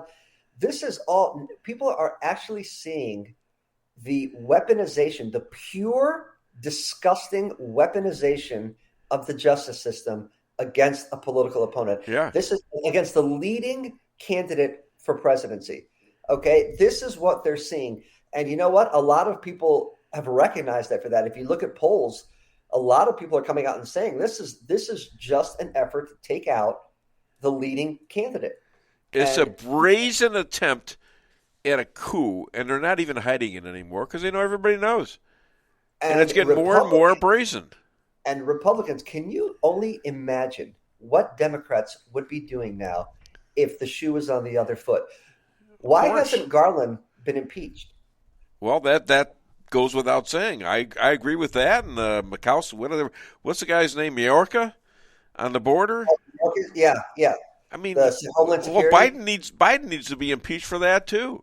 For the border. What are Republicans waiting for? And I understand. Yeah, I agree. People are like, well, let them investigate. You want to tell me when the investigation is going to end? Why are Republicans guaranteed to hold on to power? They're not guaranteed to hold on to power. How much? These investigations, they're guaranteed to lose the power if they don't do something. If we see they're feckless, it's like an interminable cycle. You continue to peel the onion, right? But you can always peel more, right? But at some point, you have to take the next step. All right, how much more information do they need to impeach? Remember, impeachment is not a trial. Okay, you don't need to prove beyond a reasonable doubt. That's right. You know, but get all those facts out there, this is not and just get them and just pound it into the American public, so they should know this. Okay, even if it's not going to end up in an actual impeachment, which is very difficult to do anyways. Correct. So clearly he's not going to be convicted. Okay, Democrats are not going to convict him, but at least show a little bit of courage. I think there could be a little chance in them convicting him because if he appears to be a loser, as he is, by the way, only being able to cheat to win elections, if he appears like that and Kamala's still on the ticket, I think that some Democrats might consider voting to impeach him, to get somebody else in there. I'm talking about Garland. Biden. Oh, Garland. Okay. But Garland. Yeah. Garland is the real. That's the real threat here. You have an attorney general who is allegedly, playing along protecting the administration. This is. He's doing more than that. He's beyond protecting. All these things against Trump. This is all with Garland's blessing. If you think it's not, just wait. Georgia's coming. If you think that Georgia's not coming soon, of course it's coming. They don't care whether it's legit or not. The only good part for Trump's case down here is it's going to be in Fort Pierce or wherever it is. I thought they were moving it out of. Did they move it out of Florida? No. It's in Florida, okay. But it's not in Miami. It's going to be further north a little bit, which is good for Trump. That's a good venue for Trump. Yeah. But this is insane. This is insane what's going on. Yes, and that needs to be pointed out via the Republicans that have been elected, mostly by people that hate what's going on to Donald Trump, and they better get that clear in themselves, or they need to be primaried. But we need the tough guys, and this is all emanating from people who you might not like Bobart and Taylor, who are and what's the Miami Gates. These are tough people, and they're holding Kevin McCarthy to the fire because he's a weakling without them. He will not do the right things. Some of us were not exactly crazy about the fact that he became speaker. But I agree. The Republican Party's in trouble, Dave. Listen, they are in trouble. People are tired. Republicans, MAGA Republicans, which are, many people are tired of the Republican rhino establishment. I see Read my hat. But the problem is that they're not going to vote. Okay, people are not going to vote. They're not. People who think that Trump was screwed, if somehow they screw Trump out of this election again or being the nominee, they're not going to vote. They're not. Why not? For what? For what do you want to do? Insert the same? Well, that's a case of the fraudulent elections. But I don't know a MAGA person who's not pissed off enough to want to, you don't let me vote, then it's almost revolution time, okay? No, they're not going to let them vote. That they're not going to vote. People are not going to vote. I think they will. I don't. I pray they will. I don't know. We neither one of us know for sure. We have our opinions about that, but we're pissed. So, I have an opinion here. If somehow they did screw Trump out of the nomination and it went to whoever, if that person's an established rhino that I know for sure is a rhino, I'd have a hard time going out and voting for that person either. Yeah. So but we're not talking about that. We're talking about Trump, aren't we? No. What Elad's saying is that about Trump or if they screw Trump out of the nomination. I'm not talking about people not being permitted to vote for Trump. I'm saying Trump is not the nominee. A lot of people are not going to vote. They're saying screw it. We're not going to. If Trump ain't there, you're right.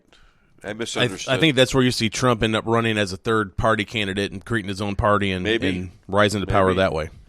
Maybe that becomes the new Republican Party, because I'd follow Trump. I'm not going to follow the turtle, that's for sure. Anyways, opinion. What is your opinion of the Durham hearings? Listen, I found Matt Gaetz's questioning pretty interesting. He likes to throw fireballs, and he basically said, "Look, it's nice, your report was all nice and dandy, but the damning stuff is not necessarily what's in your report, but what isn't." Okay, and you didn't investigate, for example, some things that should have been investigated. And I think he said something to the extent of, "You're complicit in this. You're basically part of the problem." Yeah. So, and it was interesting that there were only two suits brought out of all this investigation. And he lost them both.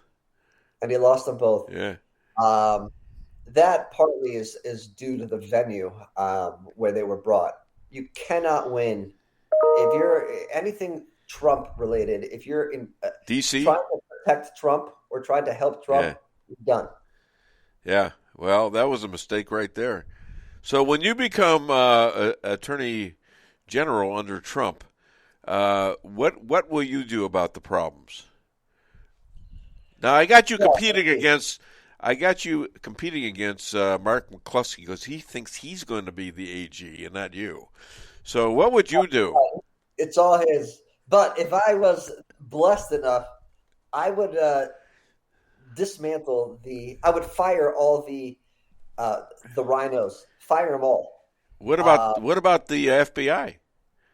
Fire the top. Listen, it's not. He said the same thing, FBI. So you guys are going to be tough competition. It's not the entire FBI. It's right. the people, the men and women who work hard to do their job. It's the upper echelon. Some of the rotten apples at the top. Right. The seventh floor. Oh, I don't know. Is that it? That's it. The seventh floor of the FBI is where all the leadership is. You have to gut the people who You have to remove the people who are who have shown to be disloyal to the country. Yeah. And that's the bottom line. And Trump made mistakes with certain hires and all that initially, his first time around. And I don't think he's going to be making those mistakes again if he's here. I think that he is so PO'd with everything that has been done to him that I think, and that's why these people are fighting like hell to take him out. Yeah. Because they're going to be done. Oh, yeah. Be done. He will put people in who will prosecute some of these people. Yeah. He will fire some of these people. They are scared to death, aren't they? They are scared. I think they are scared, and that's why we're seeing what we're seeing. Well, and that's why they've been doubling down for so long. Pretty soon after a while, they know if they don't get rid of this guy, it's going to maybe boomerang around back at them. Correct. And it could happen, and they have to get rid of him because without him, there's going to be nothing's going to happen to him. So, correct. They're afraid that he can win. Yeah, they know that he's powerful, and they're scared of what he's going to do if he gets back in to them. And I think that those are all legitimate, concerns. Okay, so what else you got for me? Anything? No. Other than Dave, everything is. People can't afford to eat. People can't afford to pay their bills. The world is a rough place right now. It's not getting any better either. It's getting worse. No, it's a disaster. It's a nightmare. Yeah, exactly. And that's so sad. I mean, here's another thing. The contrast between the Trump administration, even though people were trying to drag him down, it's like a football player with a ball. He's got 5 guys tackling him, and he still gets the job done. He still makes a touchdown. Okay? And he does it time after time after time. The contrast between him and Biden is so dramatic that we got to get this guy back because he's the only one who can do it. And amazingly, he warned us. He did. I remember the times where he sat and warned us, you guys don't know what's coming if I don't win in 2016. If JP wants in 2020. If he gets into office, this country will go to hell. He was right on. Well, it'll go to hell. It may go to China. Yeah. JP. So I just got a news alert, and you're going to get a kick out of this. So Supreme Court allows the Biden immigration policy that prioritizes deportations on public safety risks to take effect. Remind me again, wasn't that Trump's policy that was put in place that now Biden is riding? Remember they forced him to put it back in place because his policy wasn't working, but now they're trying to give Biden credit for it? Was that the Remain in Mexico? Let's see here. I don't have all the details yet. It just says they will no longer stand in the way of a long-blocked Biden administrative policy to prioritize deportation if there are safety concerns. Okay, I'll have to read it. I wonder if they're gonna do anything about that. I mean, that's a good question. That's a good thing to bring up, but I don't think Biden's going to be affected by that unless he starts doing something thinking that he can resurrect himself as not somebody who led 10 million people. But that's the whole point. Country. He had an open border, and then some time ago they end up telling him he needed to implement the Trump policy back into place to basically help start to soften the blow at the border. And now they're trying to say that it's Biden's immigration policy that's doing this, and it's not. Okay. It was Trump's. I don't think he gets away with that, personally. Again, it's the media with their spin. Yeah. I'll have to read about it. That must have just come out, right? Yeah, just like a couple minutes ago is when I got the alert. All right. Other than DaveWeinbaum.net, where can people find and hire you? Find me on Facebook at Thoughtfully Conservative or at Elad Hakim, either way. And then Elad Hakim on Twitter, or just look me up with any legal type questions. You know, Elad, I went to Barnes & Noble and asked them about the book Secret. They said they couldn't tell me. Ladies and gentlemen, Elad Hakim, hi to Amers and the kids. And I saw the Father's Day. Look, what a beautiful family. The picture in your favorite social media, Facebook. You just love Facebook, don't you? And so, but you do love Twitter, right? I've grown to really like Twitter. Yeah. Well, I like, I don't like or dislike. I'm trying to get my show pushed. Last week we were up 100% just about. And so I got to figure out what I did right. You know? You are up 100% where? On Facebook, which, I can't tell what I am on Twitter and these other things. I got to figure out a way to know my numbers because I think they're pretty good. I know I'm outside the USA. I mean, I'm all over the world, so that's amazing. It is amazing, yeah. No, it's amazing with the podcast. With the radio stations, it was pretty common that I was in like 100 countries listening to me. So, hey, if you're out there and you live in New Guinea, raise your hand, will you? All right, raise them higher. I can't see. All right. Anyways, imagine all these people hearing Dave. Whew. Yeah, boy, if they were all sitting here, it would be scary, wouldn't it? I'd be a little scared. Okay. All right, my friend. You have a great weekend. Shabbat shalom. Thank you, guys. Shabbat shalom. Thank you. Bye-bye. Bye. All right, that's Elad Hakim, and I think we haven't done our second bit of commercials, have we? All right, let's do basketball, and then we'll go right into commercial. How's that? I noticed I read where you scored about 20 points a game. That's right. That's amazing. How can you possibly score 20 points a game? Basically, most of my points are scored from the foul line. John, what I do is I wait until the other team gets the ball. Right. Then I just run down to the other end. Then I set up my position like this. Right. And then they just run into me bang like this. And then I pretty much... Well, that's intriguing. Right. But do you ever actually get to handle the ball during the game? I do. Once in a while, they'll get it to me. I'm pretty doggone good, the ball handler. I'm short, but once they get it to me, I got it. It's hard.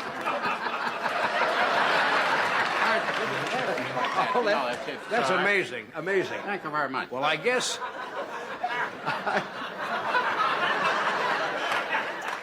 I would imagine. I guess at your height, you actually see a different game than the other players. Johnny, at my height, I not only see a different game, I smell a different game.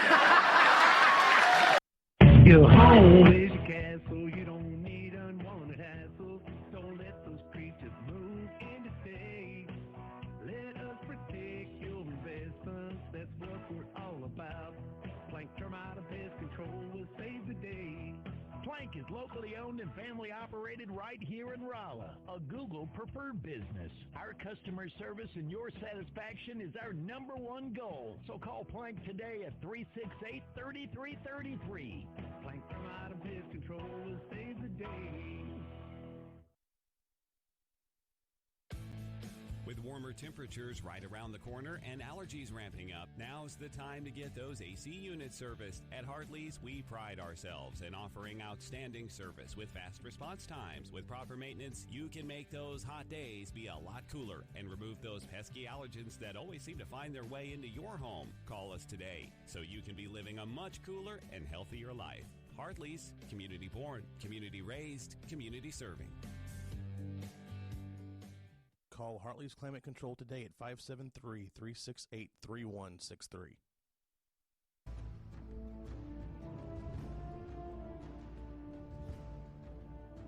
Never be too coy to tell your friends and family about koi sushi and hibachi.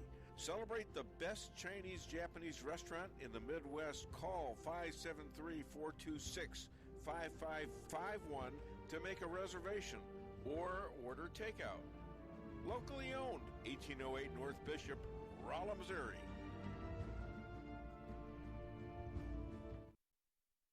We can sum up McDonald's new crispy chicken sandwich in one word. Crispy, but also juicy and tender.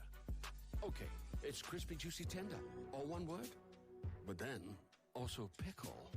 Oh, and potato bun, which is two words. Okay, we can't sum up our new crispy chicken sandwich in one word, so you'll just have to try it to understand it. Order ahead on the McDonald's app at participating McDonald's. Ba-da-ba-ba-ba. Merrill's Quarry and Asphalt, 40 years serving cities, counties, and everyday businesses with driveways for people who live and work in our little piece of heaven right smack dab in the middle of America. Call 573-578-9101 for your free estimate of rocking, rolling, paving, driveways, sealing, and striping, too. That's 573-578-9101 for your free estimate. Your home is your castle. You don't need unwanted hassles. Don't let those creatures move in to stay. Let us protect your investments. That's what we're all about. Plank Termite and Pest Control will save the day. Plank is locally owned and family operated right here in Rolla, a Google preferred business. Our customer service and your satisfaction is our number one goal. So call Plank today at 368-3333. Plank Termite and Pest Control will save the day. Busy schedule? Let your locally owned Price Chopper help you save time with online shopping. It's easy. Sign up to tcmarkets.com or download our mobile app in the App Store or Google Play. Create an account and browse through the categories and choose the items you need. When you place your order, your personal shopper will get all of the items you've selected, taking the same care you would and following your notes. We offer free curbside pickup, so you don't even have to get out of your car. Start your online order today and no online shopping fee for a limited time. Go to tcmarkets.com or download our mobile app to get started. Price Chopper. Fresher savings every day.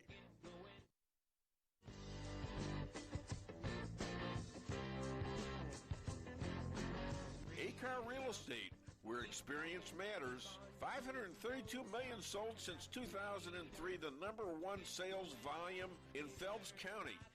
As a client for decades, I can say they are the best in mid-Missouri. Call 573-368-7355. That's 573-368-7355 for the best real estate experience you'll ever have. Gotta reach 'em, see it right now.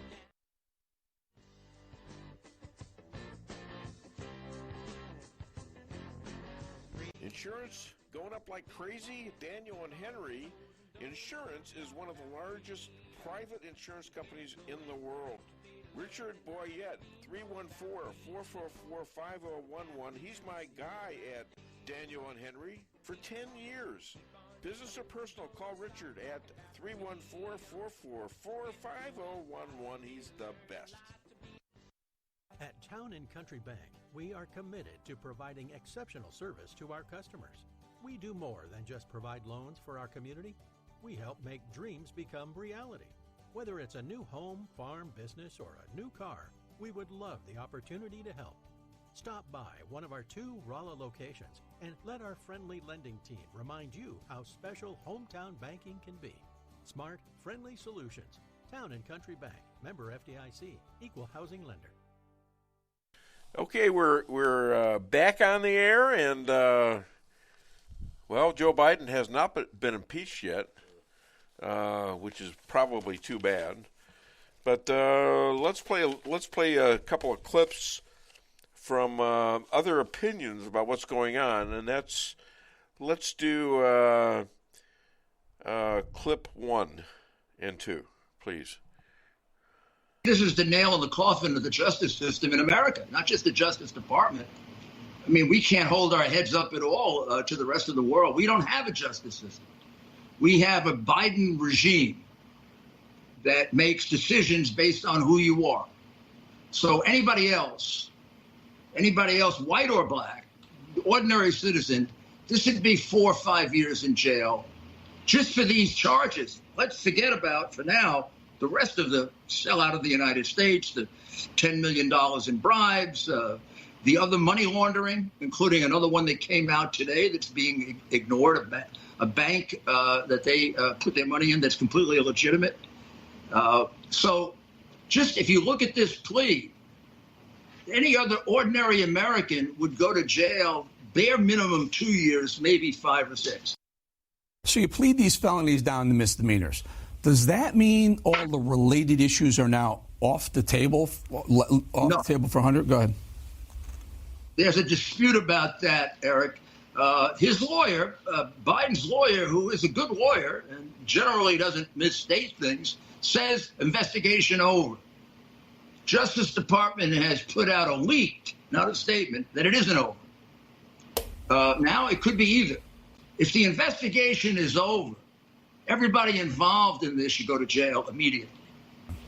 But even if you go on with the investigation, this plea stinks because the main count he's not pleading to, and that's the 10-year felony involving possession of a gun by a drug addict. I mean, these are gun control people, gun control freaks, actually. Yeah. And then letting them go on the gun charge? Yeah. They wouldn't let you go. They wouldn't let me go. That was Rudy Giuliani, who has been pummeled by the press, by his own fellow lawyers. I think they took his license away, and he hasn't told a lie yet. He's the one that got all the affidavits, 1,000 or 2 affidavits. None of the courts would do that. An affidavit is a promise to testify in court at the risk of going to jail. And the courts didn't want to hear it. The courts, for the most part, are either in on this or they're cowards. There's no way of putting it, and I hate to say that about any judges, because I know there are some good ones out there too.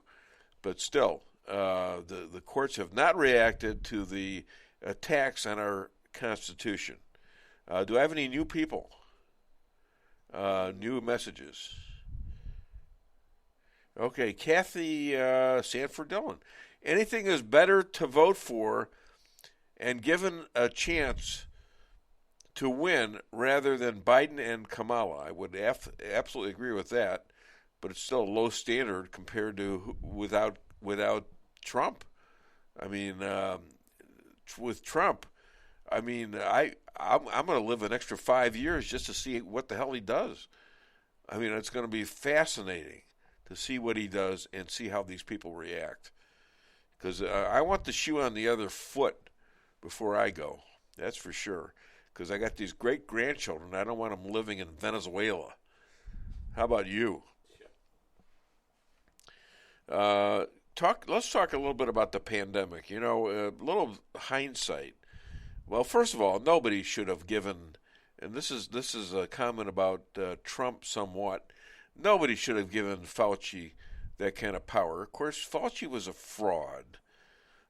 He was funding the Wuhan lab and never copped to it.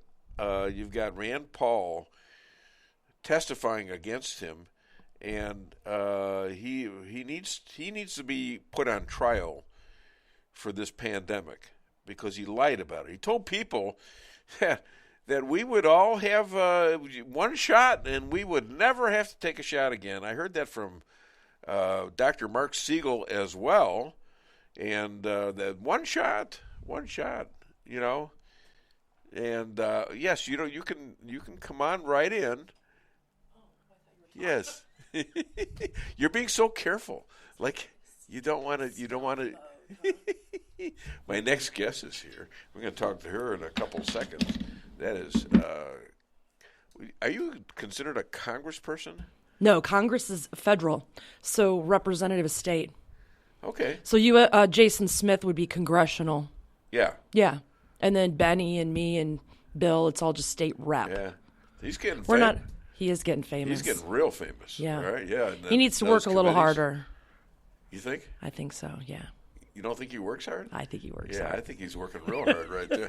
He is the Jason will hear this and be like, I'm Ways calling. and Means Committee, right? Yeah. And he made a devastating comments yesterday about where he's going with these possible indictments and things. Hopefully in the right direction. Yeah. Full speed ahead. So. Some guys are saying, I just talked to Elad Hakim, who is a good friend, other than being a very smart lawyer in South Florida and a writer on political stuff. And he was kind of,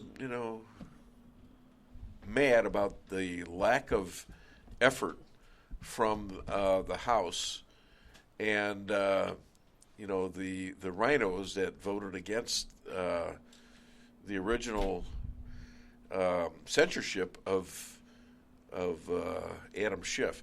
And, my point is that at least they did something. I mean, it's a start. You got to start somewhere. You got to start somewhere. You can't just overdo everything all at once. And you got to take the proper steps. I'm not saying you should wait until the end of the terms, but you got to take the proper steps. Otherwise, it's not going to succeed. Right. And government, as you know, nothing happens overnight. Nothing happens in 3 months. You got to just take 2 little bits and pieces away. So well, I'm going to get right into this. So. We got a little song. We got a little song for you. Do you have a favorite song, by the way? Favorite song? Yeah, I'm kind of a Leonard Cohen fan. You know Leonard Cohen? Do I know him? Not personally. No, not personally. Well, if you did personally, we'd be having to talk later. My mother's maiden name was Cohen, so you might be related. Oh gosh, that would be great if you could find that out. Yeah, we're going to play a little song from somebody else's. Okay, what's your favorite category? song? I like Queen music. I like Bohemian Rhapsody. Bohemian Rhapsody's good. I like, the We Will Rock You. That's fair. Really good stuff. That one? What's the one they used to play? Yeah, there you go. What they used to? Come on, I know you're from Chicago area. So what? Right? Aren't you in? Yeah, I am. Yeah. So what they used to play at the Bulls game when Michael Jordan was? You know that song? I don't know. What the I never went to a Bulls game. Did you really not the whole time? I went to Boston Celtics game. Okay, that's fair. No, I was out of Chicago already. I know the one you're talking about. I love that intro song from Michael too, Jordan but and the I don't Bulls. know what the name of that I don't is. either, but it's awesome. No, it is an awesome song. It All really right. gets your juices flowing. I guess we got the song out of the way while we were talking. Well, I actually have the real song. Okay, Missouri rep in District 122. Is that correct? That is correct. Because they had them all mixed up. Well, it's a little confusing. They redistricted, Yeah. and everybody's numbers changed, and they're just trying to make sure everybody's, thinking they're not sane. I had Bill Hardwick here, and he didn't know he had the wrong district. I said, "What do you don't even know what district you represent?" He's got bigger political plans, so I'm sure somebody's trying to mess with him to try to, get him. So, you voted in that district? You didn't vote for Bill? Yeah. No. There you go. She's a real estate company with a real estate company. Is that right? Are you own the real estate company or what? Official as of yesterday. Oh, you were right. So I'm going to need you all to do a prayer today that the housing market goes up. Yeah. It doesn't remain the same. Yeah. Right? Because if not, it wasn't a good business decision. Well, yeah. Have you been active in that for a little while? Well, I've had my license for about a year. So can't be a broker until you've had your license for a minimum of 2. So Caroline and Floyd are going to stay on as brokers, and then awesome. But we're paying the bills now. Well, I feel like an adult, right? Yeah, good for you. Good for you. But You're all in. You also I'm all in. you also operate a Pete's Pumpkin Patch, which is a small farm agri-tourism with your husband Pete. Yeah, Pete. Pete's. A.K.A. Pumpkin Chris, Patch. yeah. And this is a tourism destination. Please welcome our Phelps County representative. She knows what district she's in. 122. 122. Tara Peters. Hi there. Oh my gosh. Okay. Wow. Not bad for a rookie. You're That's getting not a bad lot for of a rookie. applause. I'll take it. So tell us about your other endeavors. If I know we got real estate now, but things like agritourism. Yeah, that Sure. and your board affiliations and things like that. Yeah, so with the state rep job, they assigned me to veterans. Is that what Yeah. you're asking? Yeah, I'm on the Veterans Committee, sub-appropriations for health, mental health, and social services, and then I'm on the Health, Mental Health Committee, and then last one, my favorite of all, is tax reform. All right, so Not okay, really. tell us about it. No, what do you mean? Not really? No, I have to laugh. So they let you select. There's a ton of boards, obviously, or committees, and they say You want our put your- you want our taxes higher? Oh gosh, no. Okay. No, I'm going to tell you that I'm glad that I got assigned to it. But of all the committees there was, that would have been the last one on my list of like getting appointed to. So I asked for veterans. I worked at the Veterans Home in St. James. Yeah. We have one of 7 vets homes across the state of Missouri. Worked there for 7 or 8 years. So veterans are very close to my heart. Dad's a Vietnam War veteran, and so I asked to be on that committee. The speaker, Dean Plocker, was gracious enough to let me have that one.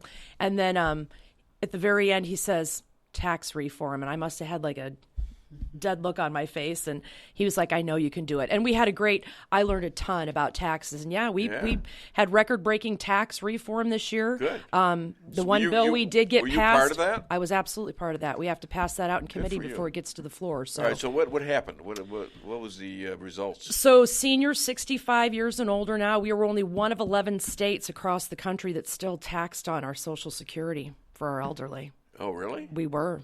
It seems that Missouri, that was kind of a commonality, not picking on the state, but it seems to be we do a lot of following instead of leading, which is kind of an issue. So a lot of people that come to testify, they'd come to the committee hearings and go, this is the 10th year we've heard this. This is the 11th year we've heard this. This is the 12th year we've heard this.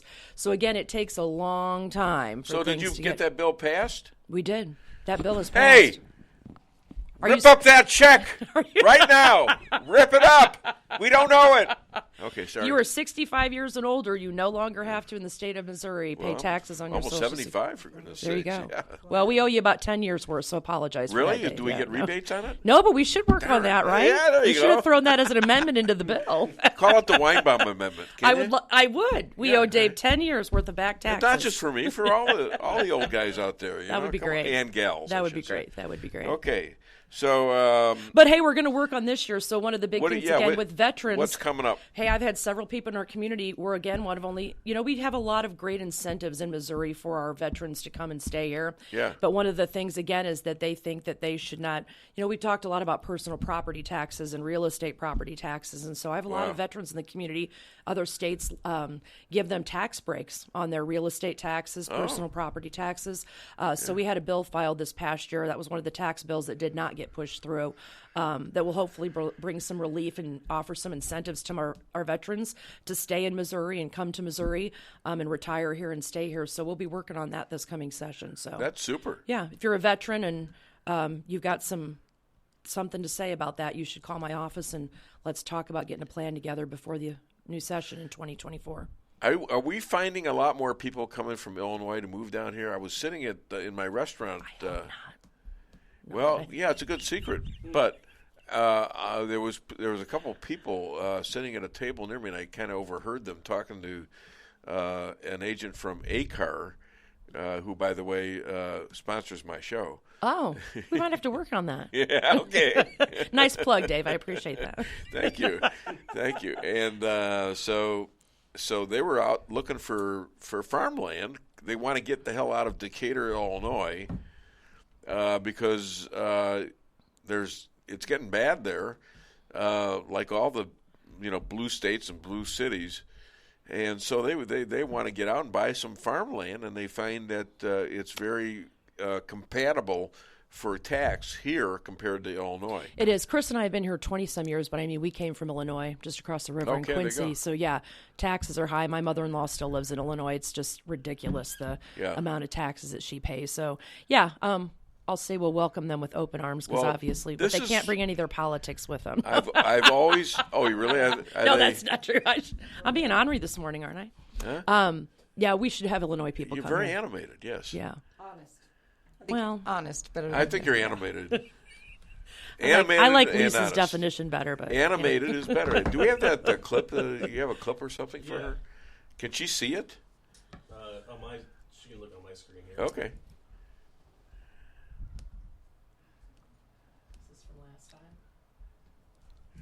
Take your time, though. Oh! He's determined. She in there? Jaden's on. You do not have that this morning. Do you really? Me? It wasn't me. JP back. I didn't know anything about it. Look at it. What are you talking about? I mean, listen, I agreed to help raise money for the Optimist Club, and they're like, "Hey, can you do the dunk booth?" And I thought, that's a tough one. And I took one for the team, and I think were you the first one that dunked me? You took a few for the team, I was apparently. second or third. Second or third. And then my son came up not long 18 times later. But they weren't even, like, hitting the ball. She'd just go up and smack the thing. And Did you do that? Did he do that? I think, did your son do that? No, he actually hit the target with the ball. Oh, okay. On the fourth throw. Your son was legit then, so I appreciate that. There you go. And you raised money for what? We did. There was a family here in Rolla. And I'm sorry, I don't know his name. I don't remember. Man, I should know that. I'm embarrassed that I don't. There was a little boy that had some medical issues, and his family needed some assistance. And so I think it was a good chunk of money for him and their family. So, good. Yeah, it was a good cause. So you do this kind of stuff and did it before this. You were in junior league? Junior club? Junior club, yeah. Yeah, I met. So we were just talking about that yesterday. Yeah. We cut the ribbon for the realty company, and we were talking a little bit about moving to Rolla when we did 20-some years ago. And Caroline Farrell was one of the first people that she showed us our house. And we wanted to move to the farm. And she said, I really think since you don't know a whole lot of people, you should move into a subdivision first and get to know people. And that was some of the best advice she had given us. Yeah, look at you now. I met all You're these on junior, your way. We met all these junior club ladies, and they're very all professional, great women in the community, made a lot of friends and business leaders, and we put park equipment in the parks in Rolla in that group. And so, if only you weren't so shy. I know. Maybe just a little more. Well, and I got to brag on her because I don't know if state reps do that all the time, but here she is a state rep, and she was willing to get into a dunking booth to help raise money for a kid's medical expenses. He was fighting cancer, so I think that's pretty cool. So thanks, cool. JP. I'll pay you for that later. Yeah, there you go. All right, she's paying your check now. That's yeah. Okay. I owe a check to Dave. I owe a check to JP. Lisa, do you have any needs this no wonder you're a politician. Yes. You're spreading out something. Spreading I'm not so sure much what it is wealth. exactly. I hope it's money, but it could be other. It could be other farm-like things. Absolutely. So what bills are you working on right now, other than what you've told us? I'll give you a little snippet about that. So I also was working with a opioid coalition of kids from our district, very concerned about a lot of their friends overdosing, dying, the opioid crisis we have in the community. They formed a coalition to try to come together and come up with some ideas to help combat that. And one of the things that they came up with, which I'm kind of proud of them because it's a bunch of kids, recovering kids, they want to have Narcan available in our schools. Okay. That's going to... What is Narcan again? So Narcan is the drug, if you overdose, that they give you to actually revive you, bring you back to life. And actually, there's a new drug that's coming out that's more effective because Narcan now does not work on fentanyl. Oh, no. Since when? I thought it always did. No, you have to. There was a girl in the emergency room, I think it was a couple weeks ago, and they had to Narcan her 8 times because it's not effective on fentanyl. So we have to develop a new drug. There was actually lobbyists at the Capitol this past year that came to us to talk about passing legislation now for this new, and it's a molecular. Sorry, I'm not a physician and a scientist, so I don't know the exact wordage of it, but it's a new molecular drug that's going to be more powerful than Narcan so that we can combat the the fentanyl crisis now. So now we're having to create another new resource to help with the next, What can you do about the root cause of this is the amount of drugs coming over the border. We know that, right? Well, so what can you do as a Missouri State rep to mitigate that way down there on our southern border? I'm picking on Jason Smith here. We call Jason Smith and tell him to work a little harder towards the border, right? I mean, we as state representatives, we can write letters and encourage our congressional leaders to help in that effort. I would think that you would have some sway with them. I would think so. Yeah. No, we know that's, David, it's not, I'm not trying to I'm on a lot of groups with the Health and Mental Health Committee that, our mental health and our, that we're one of the only, out of St. Louis and Kansas City and the whole state of Missouri, we're one of the biggest numbers when it comes to foster kids, taking our kids away from people too. Again, opioids. There's now a coalition formed at MS&T that has to do with workforce development because, again, one of the issues that we can't get people back to work is because they're dealing with opioids. Our whole entire society and life and the things that are going on in it all are a result of the drug issues that we have going on in our communities. Something has to be done about it. So anyway, one of those bills, just those kids got together and they said, if we really were able to have Narcan in our schools, I guess one of their friends had overdosed at a dance. And I think that if that would have been available at the school, they might have been able to save that child. I'm not sure. But it's going to catch a lot of, if you were a parent and your kids were at school, can you imagine going to the school board and saying, hey, now we're going to have this Narcan in our schools to combat that problem? It might not go over really well, but I just want to say that I'm proud of the kids for taking that effort to try to do something and move in the right direction and try to solve a problem. So they've asked me to file that bill come this session, and I told them that I would. We had a demonstration by this group of LBGTQ here in Rolla. How did that happen? Well, what is the response to that? The response is, man, this is going to be I have a fine line with this one, and I might get some flack for this. I had a lot of calls that thought we should do something against it to stop it, right?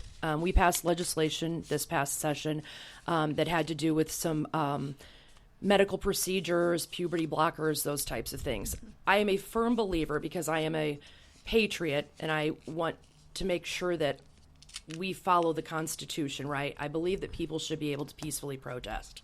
I've thought about this a lot the last couple weeks. Okay. I've had lots of calls on this because people do believe that we shouldn't have it in our community.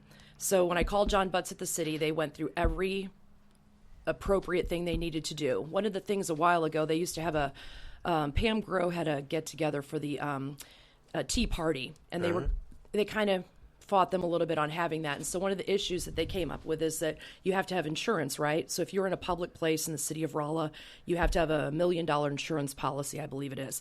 So we had called. They wanted to make sure that this group that was meeting had their insurance policy. They went through every hoop and every procedure that they needed to do to peacefully protest, right? Have a gathering. I think that people should be able to do that. At the same time, I can't say that while at the same time saying that, I stood on the floor this past year and not sponsored, but believed in those policies because I think that we need to protect our children. So I have an issue when it comes to kids, right? Yeah. So some of the legislation that we passed, just if you're 18 or older, you should be able to make those decisions. But hey, in this state, you can't do anything at 18, right? You can't drink. You can't go to the service. You can't drive a car until you're... You can't get in the military? At 18. You can't at 18. That's what I'm saying. You can't make any of these major decisions in your life, right? Oh, before you're 18. Right. So the legislation that we pass is you have to be 18 or older to make the decisions when it comes to medical procedures and puberty blockers. But isn't there something against, and I'm not saying they're not free to do whatever they want to do in their own homes or whatever, but not in front of children. In my opinion, now maybe I'm wrong. I don't think I am though. This is sex abuse of children.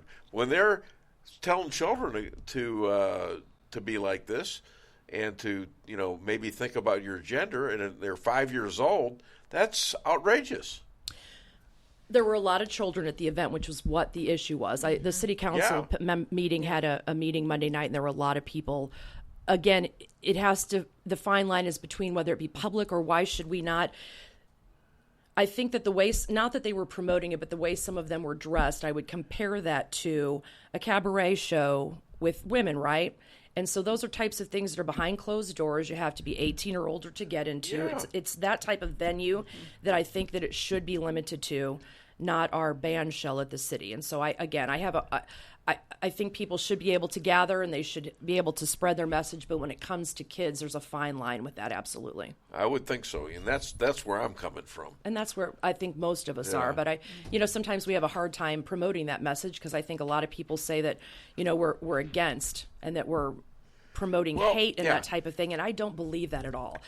Are there some people? Absolutely. There are bad eggs in every group of people that you have, right? And so if those are the opinions of some, I absolutely agree with that. But I think for the most part, no one's trying to hinder someone from speaking or hinder someone from being who they want to be. We just have to be careful when it comes to what we're doing in front of our children. Yeah. I mean, you got a First Amendment right, and nobody wants to damage that. No. But there's only never will. But there are exceptions, and one of the things is you don't sexually entice or try to change a minor's opinion of what sex he should be. That's verboten. That's not free speech. That's child abuse. Well, that's for your parents, and that's for in your home. That's right. I mean, I believe that. Yeah, I would agree with that. Okay, so. Wow, you hit the big one right there at the. I wasn't going to talk about that, and I don't know why I thought about it just then, but we ask all the hard-hitting questions. Man, on he this does show. this when you haven't even had coffee yet. I mean, I could have at least. I thought I should bring this up as we were in Barbados for a long time. I think while this thing was going on. Yeah. Yeah, we were in Barbados, so we didn't know anything about it. The women's Republican groups have been discussing it. Okay. Yeah, everybody's in advance. I was kind of surprised to see that here in Rolla, Missouri. It's one of the great things about living here is we don't have to go through this, but we do apparently because it's come here and so there was adjustments made at City Hall that it's 18 and over. Is that correct? I was not at the city council meeting on Monday, but from a city perspective, yes, I believe that they're encouraging the council members to put something in an ordinance, right? So it has to start on the city level. But in the state, there was legislation last year that was presented that had to do with drag shows and those types of venues, and then what that actually meant and where they should be held. That did not get pushed through either. So I'm sure that will resurrect again this coming year, coming session. Well, it's getting to be something when you got them all going. You have the Catholics are all upset about the L.A. Dodgers and the nuns and all that. The nuns. This whole woke thing is just a. Well, yeah. I mean, a mess, I understand right? it's legal for a venue like that to do it. I mean, I don't understand where these owners of these teams are thinking, hey, this is a good idea. Why don't we do that? Why don't we insult all our customers all at once? Budweiser, too. Budweiser, I mean, why would absolutely. you have to know your audience in order to, again, and why would you pick a side, right? Why would you just not remain status quo? I don't know. I don't know either. They found out the hard way with Bud Light, though. Well, they're finding out. I mean, is it going to destroy them? No, probably not. They'll recover. Now they're trying to weasel their way back in. I know a lot of people that are avid Budweiser, Bud Light fans that said they're never buying it again, even if they were to go back on what they were pushing. They're done. Yeah. They should have known their audience a little better. I mean, and maybe they did, and they chose to go against that. But that just seemed like an entire marketing nightmare. I'm not big on boycotting. I'm not. You know what? Because I'd have to be a liar. Joseph Dalton, so glad you had Representative Tara on. What a great interview. Wasn't that nice? Thanks. Yeah. Well, you're doing a great job. Oh, thanks. You really are. And Joe's a good friend of mine. That's Pregnancy Resource Center. Oh, hi, Joe. Subject to also demonstrations and things like that, and attack, both physically and in the media. Yeah, we're getting ready. Joe, Representative Cook, knows Joe a little better than I do, but I think all of our representatives, he's getting ready to give us a tour at some of the of his facilities and what they're doing. Good. So, yeah. We all attended the banquet. It was a great event. Yeah. We were sorry he was sick that day, but his wife did a great job of... She did. I thought so. Yeah, she did. She Yeah. did. I thought so. Yeah. She might have taken your job, Joe. I don't think he would mind that. I don't think he'd mind it. Less stuff. Maybe it was a test, right? Maybe I heard from everybody that Jane gave a great speech there. She did. She did a great job. Good. She did a nice job. She did. So again, you don't want to comment about, or do you want to comment on the wide open border and how the rest of it affects Phelps County here? Well, obviously, the border's a mess, right? We need to do a ton of stuff to help combat that, but that's not going to happen until what would happen if they moved? We have to wait till the 2024 election. If the Biden administration moved a bunch of illegal aliens into Phelps County, what would you do? Well, I like the method of maybe on a bus and taking them to somebody's house. Who's our nearest congressional district? That's on the opposite party. Yeah. Who is that? Okay. Yeah. I don't know. I am. I'm trying to think of who that would be. Since I've been here, we mostly elect Republicans. Right. We tend to my wife is. Yeah. We tend to be. I guess maybe St. Louis somewhere then. Maybe send them up there. Yeah. Maybe There you go. Kansas City. Kansas City. Your closest. Man, I have a friend in Columbia's Kansas City. I'd rather pick St. Louis today before over Kansas Oh. City. No. And then and the amount of, we're talking about children here, the amount of trafficking in children, other than, not just drugs, but in human beings. So I learned, did you also know, so I talked about the foster system and how we're one of the highest of taking kids. Do you know a portion of those is that we have 44 that runs back and forth here? If you talk to, and I'm sure you know who it is that works on our force that stops our drug trafficking going back and forth, that they have had to take some people's kids. So it's not only our kids in our system that are in the foster system, it is also some children that we have had to help out because of that. In other words, they're absolutely being it affects used Phelps County. by the and by caught the right cartels. here and caught right here in our own county on 44. And they actually Absolutely. have been adopted to families out here. Right. Well, foster. They're in the foster system. They're in the foster system until they can. I just got signed up to be a CASA volunteer, so I'm learning to hopefully get that system understand it a little better. But it is a big system, and it might need some reconstructing too. So I had a gal named Tanya. At the moment, I'm slipping on her last name, huh? Craven, yeah. Oh, Tanya's a great girl. Who, I know Tanya. Talked she about did. this on the air, but she didn't mention anything about having these kids that are sent by the cartels for whatever reason, and when you pull their uncle and aunt, mom and dad over on the, 44, and you take them for a drug, they can't. What are you going to give them their kids back? So, yeah, no, Can't so do yeah, it. absolutely, it does affect Phelps County, and so it affects every crook and cranny. So, well, other than DaveWeinbaum.net, where can people find you and contribute? And I am a contributor. Thank you for that. You're Now welcome. I'm going to have to put Realty Executives too on the show, so he's can't just have one of our local realtors on. Anyway, you can contact me at the here in Rolla at 573-724-7383. A lot of people want to send emails, but I truly believe I have a lot of people that have my personal cell phone. If you have an issue, please call. Had a lady call yesterday concerned about the towing system and when we have accidents, and so I spoke to her a really long time about how that works, and our Department of Revenue needs to maybe step it up a little bit and make our paperwork so he's not so hard to do. So anyway, if you have an issue, just call me. Tara, I don't know. Sometimes you get frustrated and you just want to go someplace where you can kind of relax and spill the beans, right? Yeah. So I go to a cornfield. You know why? Why? They're all ears. Jesus. Ladies and gentlemen, Tara Peters, your representative in Phelps County. Phelps County. Yes. Rolla, and St. James. Did you give your number out? Yeah, 573-724-7383. 7383, and that is my cell phone number. So you can call me there, or if you're Benny Cook, Representative Benny Cook and I share an office in Jeff, but we're obviously not there until full-time January again. But Abby Ice, our lovely LA, is there too, and you can just call the Capitol. I should know that number. I apologize that I don't. So it's all right. What was your cell again? It is 573-724. 7383.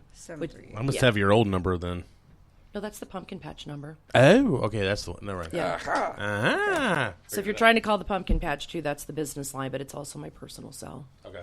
Yeah. Well, thank you for appearing here. Hey, thanks for asking. It was very fun. nice. We'll do this again. All right, we will. Thanks. All right. If you have any issues you want to bring up, give me a call. I will. Thanks, Dave. All right. Thank I you. want to chat with you for a second, please. Oh, yeah. Oh, okay. Now my wife is vacating Yay! to have a personal conversation with our representatives Maybe here. she'll tell you about it. Maybe. Well, maybe.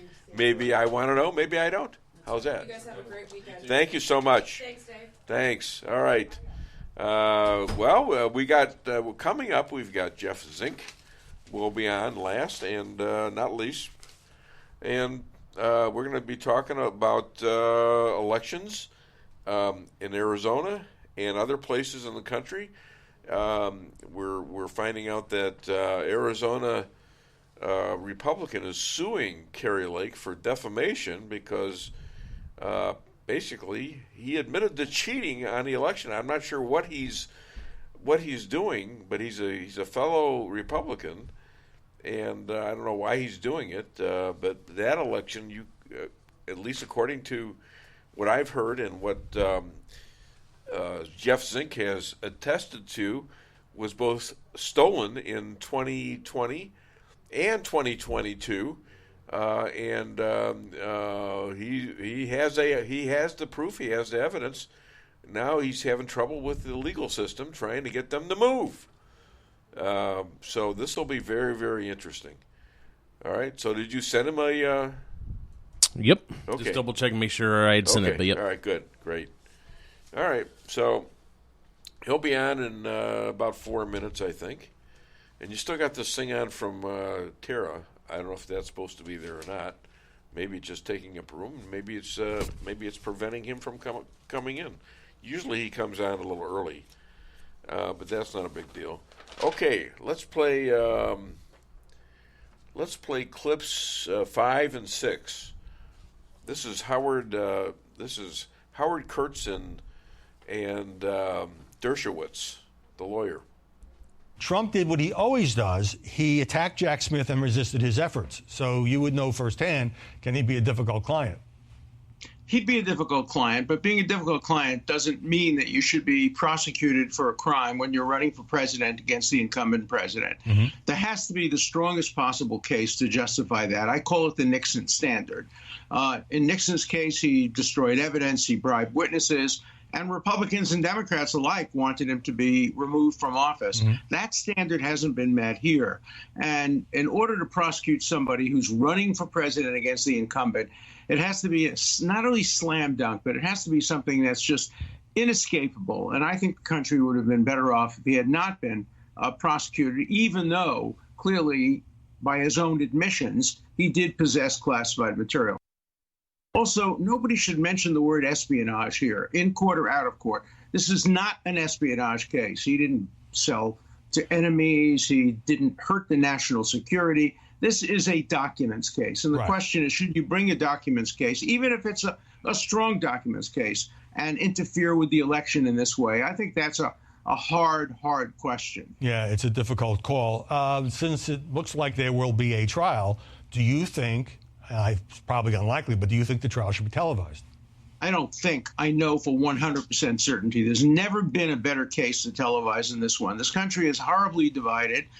Nobody trusts the media today, with all due respect. Well, you're right. And so what you're going to see is two different accounts of the trial. You're going to see one account on CNN and MSNBC and another account on other channels. And the American public has the right to see for itself the evidence and to assess the evidence, to assess the judge's rulings. The judge is being much criticized for a previous ruling, which I think she was absolutely right on.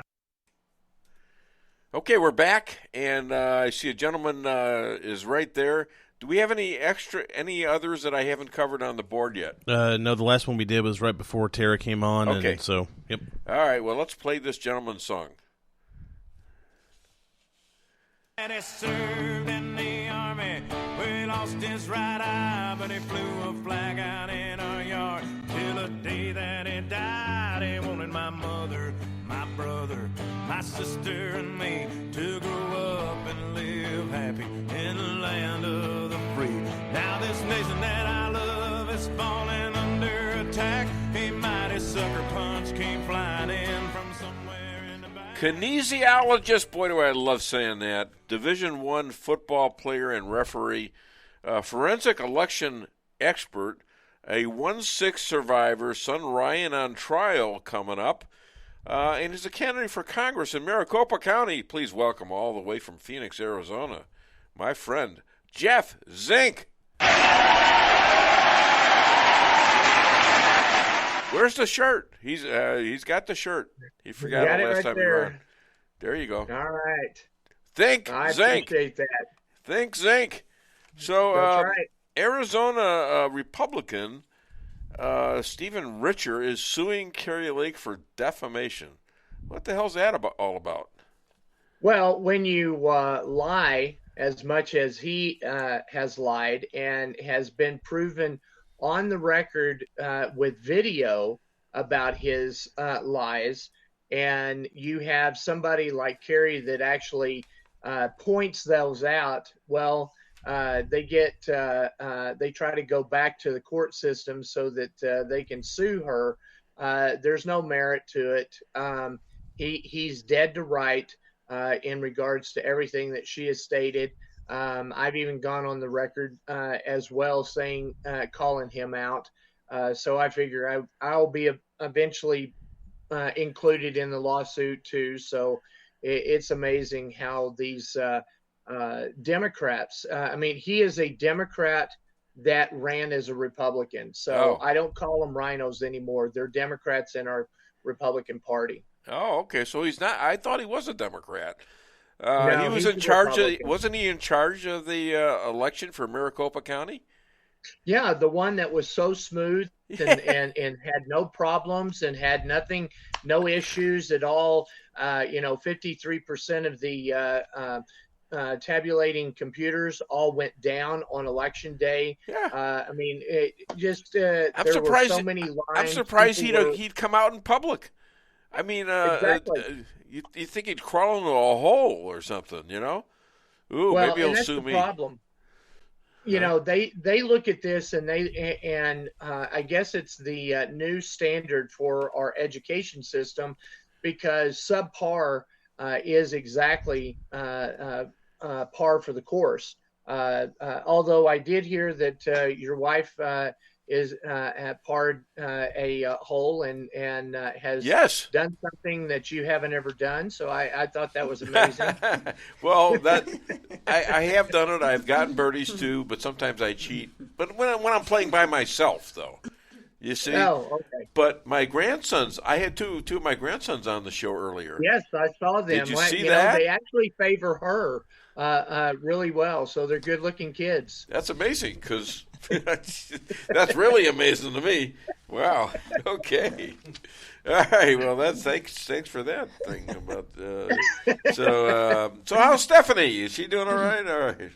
She is. She's working away and everything. We are actually starting to put together a company called Positive Energy Arizona, and hopefully she will be able to step into that position. So she, instead of working for somebody else, she'll be the owner of a company. Well, that's great. And how's your son Ryan doing? Get a little more nervous. We're approaching September. It gets and understanding that we're in a corrupt system. We're going to Washington, D.C., where we've already done the statistical analysis. The great thing about being around computer guys that run all of these big data with all of our information that we have here in Arizona and we've been working together with a couple of other analysts, and similar crimes in DC, 62% is the conviction rate for similar crimes that took place around January 6th. But if it's January 6th involved, the conviction rate is 99.98%. Yeah, so it's impossible. So, yeah, it makes it to where they know that there's a bias. They know that there is an issue.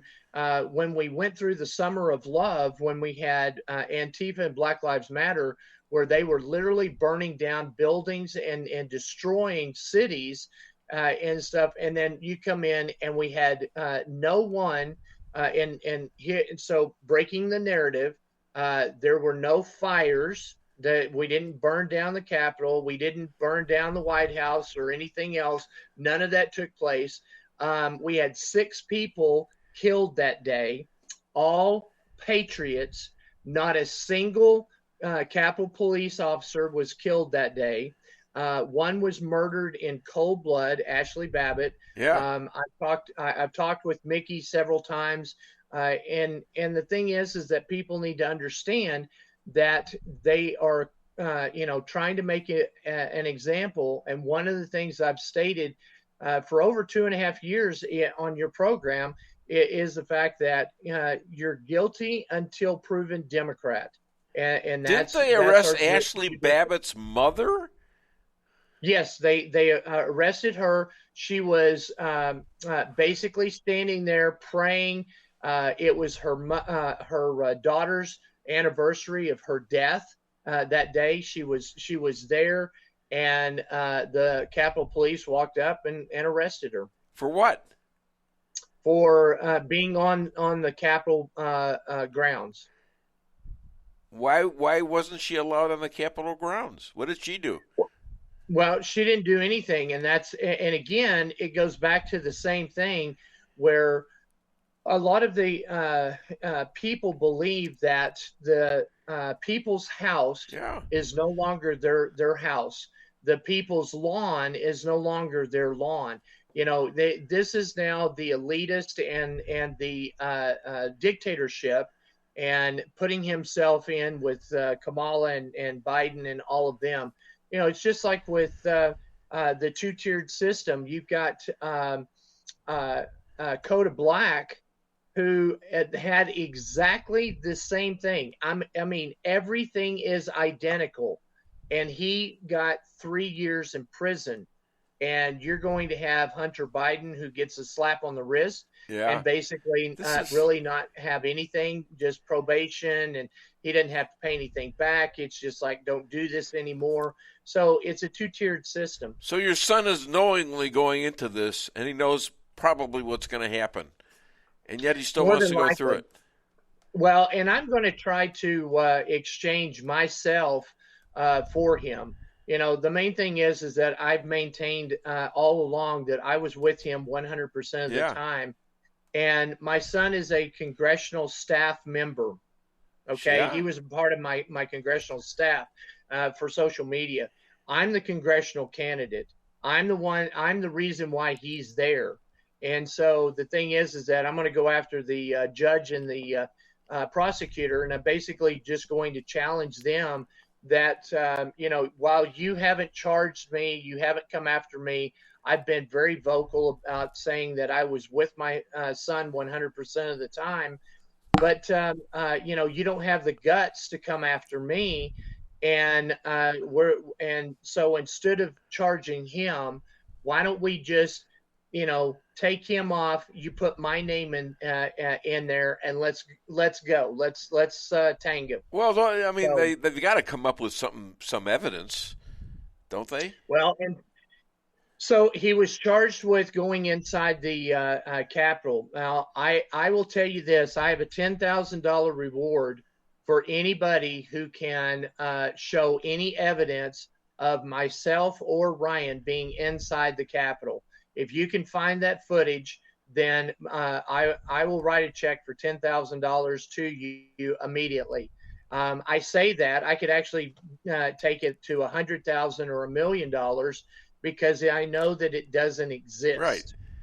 So what are they going to do? Just rubber stamp you in and say you are convicted of whatever, sedition or something, and you didn't do the crime, and they have no proof. Well, but that's our judicial system right now. And like I said, I go back to the same phrase that I've used since day one. While you're supposed to be innocent until proven guilty in this government right now, and the way this is set up, you're guilty until proven a Democrat. And it shows exactly the difference, how they've been treating people who are Democrats versus those that are conservative Republicans. Amazing. All right, what other news you got for me? Well, we've got we have a censure and a with Judge Jensen. Judge Jensen is over Abe Hamadeh's case. Yeah. Abe is the Attorney General that he lost by 512 votes. It called for a hand count of 2 precincts. Yeah. In those 2 precincts, they found enough votes there that actually cut it in half. So he only How many more precincts are there? There were 12 altogether. They only did 2. So you know what's going to be, right? You pretty well know that he won. Well, the thing is that what we did is that, again, our guys did the analysis of the data, and we actually found 9,000 anomalies. And so as we started looking into it, and then we started reaching out and actually contacting the people that had been disenfranchised, we have now declarations. So under the penalty of perjury, these people are now signing declarations that said that they were disenfranchised. And so, some of the things is like I made reference to in our previous time that I've been on, where Dave, you have a home in Phoenix, right? But you also have a home in Payson, which is in the mountains, both in Arizona. Both in Arizona, yeah. And you go back and forth. Well, in the winter, it doesn't snow here in Phoenix. I mean, the only way we know that it's winter is when the leaves fall off the trees. But you have mountains. You have mountains that have snow. We have mountains that have snow. We, and has the 4 seasons. And so, during the summer when it's, 115, 120 degrees here, people like to get away and go up someplace where it's a lot cooler. Well, the thing is that during the winter, you come back in November and you vote here in Phoenix, and you've done it for 20, 30 years. Well, all of a sudden you walk up this last time in 2022 and they go, well, I'm sorry, but you're not registered to vote here. And you're supposed to be voting in Payson. And you're looking at this going, why? Without your permission and without your knowledge, they changed your voting status. Wow. Okay, so where's the judge in on this now? What is he doing? All Anything? Right. So he's been dragging his feet, and now what has happened is that they have censured him. And who has censured him?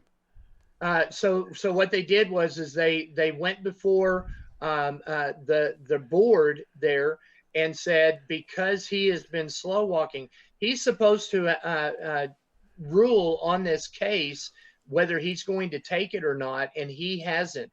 He had 60 days to do this, and this is not the first time that this judge has not ruled on cases and has either done judgment after the deadline, or there's been several other cases where he just got it in like the day after or something like that. You're supposed to stay on those deadlines and rule. And he also made an announcement that he's retiring. And so what he wants to do is he wants to not rule on this, which he's not allowed to do. He has to rule, but he wants to retire and then use the retirement of saying, well, I'm retired, so I can't rule on this. I'm no longer a judge. And what he was told, we won't allow you to do that. So we're trying to, make sure that this censure and we're also trying to file with the Bar Association to file a complaint against him so that we can come to some conclusion here so that we can move forward. But the thing is that none of these judges want to do anything that would upset the apple cart. And so they're not ruling on the evidence.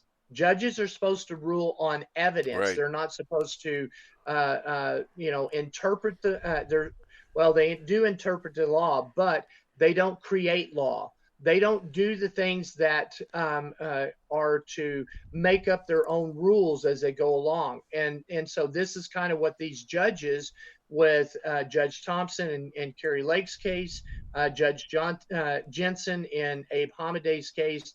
These are all cases that these judges have failed our system. And so they need to be held accountable. Well, I would think so. Is there an honest judge left in Arizona? Well, the problem is that George Soros has done such a good job of hiring all of these judges and all of these litigators and everything else. The thing is that what I feel sorry for is, Libby is the one that we have been going against this whole time, but his father was such a staunch Republican conservative and protected the Constitution, and his son has basically been trampling on the Constitution and the American flag. Who's Libby? Who's Libby? Okay, so his father was the one that actually did the Watergate, did several other litigation. Yeah, I remember that. I remember that now. Okay. Yeah. Well, his son is also an attorney, but now what's happened is that instead of justice and fighting for the American way, he basically has been fighting against all of the election integrity trials and going against any way that the American people can have a voice. And so that's one of the things that just really aggravates me is the fact that he's literally going against the Constitution and what my father, my brother had fought for. Every service man and woman that has served in our armed forces, what they represent. We're supposed to have life, liberty, and the pursuit of happiness. But now you have a group of people that are like-minded in saving the Constitution. Is that correct? Absolutely. Well, and you have a little power, don't you? Well, that's the problem, and we, the people, have not done our job. We've gone asleep at the wheel, and it's the people that actually run this government, and we believe that the elected officials run this government, and that's not true. The thing is that in listening to Tara earlier, she said, I'm giving out my personal cell phone. If you have a problem, call me. Right. That's exactly what our founding fathers stated, which is if you have some type of grievance, then you need to go to your elected official. That elected official is supposed to listen, and not say much, but listen to what's going on and then turn around and represent the majority of your constituents that you represent. And so little things like what I will do when I'm elected into Congress is you can go to my website. You're going to be able to look at the bills that are going to be on the docket that week. And I want you in my congressional district to be able to register and you'll be given an account. And then that way you go to that area, you look at that bill, and then you tell me how you want me to vote. We have the technology, and I can actually represent. And then if you fall on the side of, well, I disagreed, and I didn't think that you voted the way you should have. Okay, well then you be more convincing with the people in your area and get them to vote the same way you did. And when you become the majority, I will vote the majority, and you'll be on the winning side, not on the losing side. And that's pretty much how our founding fathers wanted it. Is that we wanted all of us to represent our small area of the United States and be reflective in Washington, D.C. Right now, that's not taking place. It's I get elected. I do everything I can to stay elected. I get as rich as I possibly can by making shady deals under the table, and I do things like laundering money through Ukraine. You know, we just came up with another $6.2 billion that we had an accounting error, and we need to send that to Ukraine. I'm sorry. How about 6.2 billion sitting here and going back to the American people and having the American people be the first in line for any kind of refund instead of Ukraine?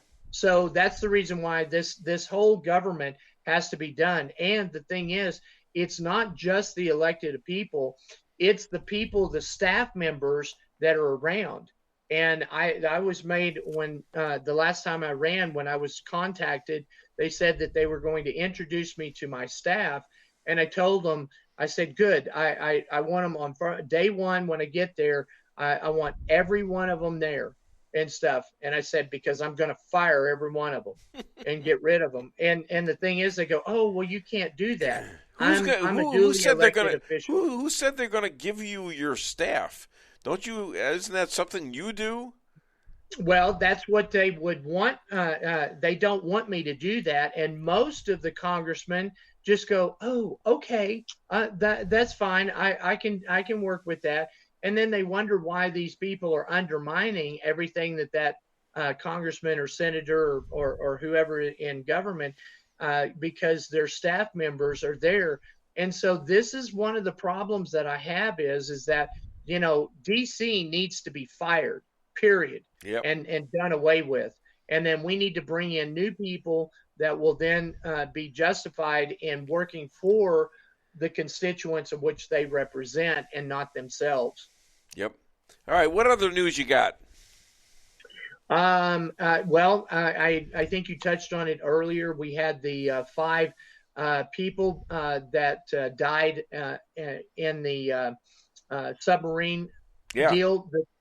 But one of the things that people also need to know that not only did our U.S. military and submarines hear that just 45 minutes after it went under the surface of the water, and I think it takes like 2.5 hours to reach the site and everything, and it was 45 minutes into the dive when it collapsed.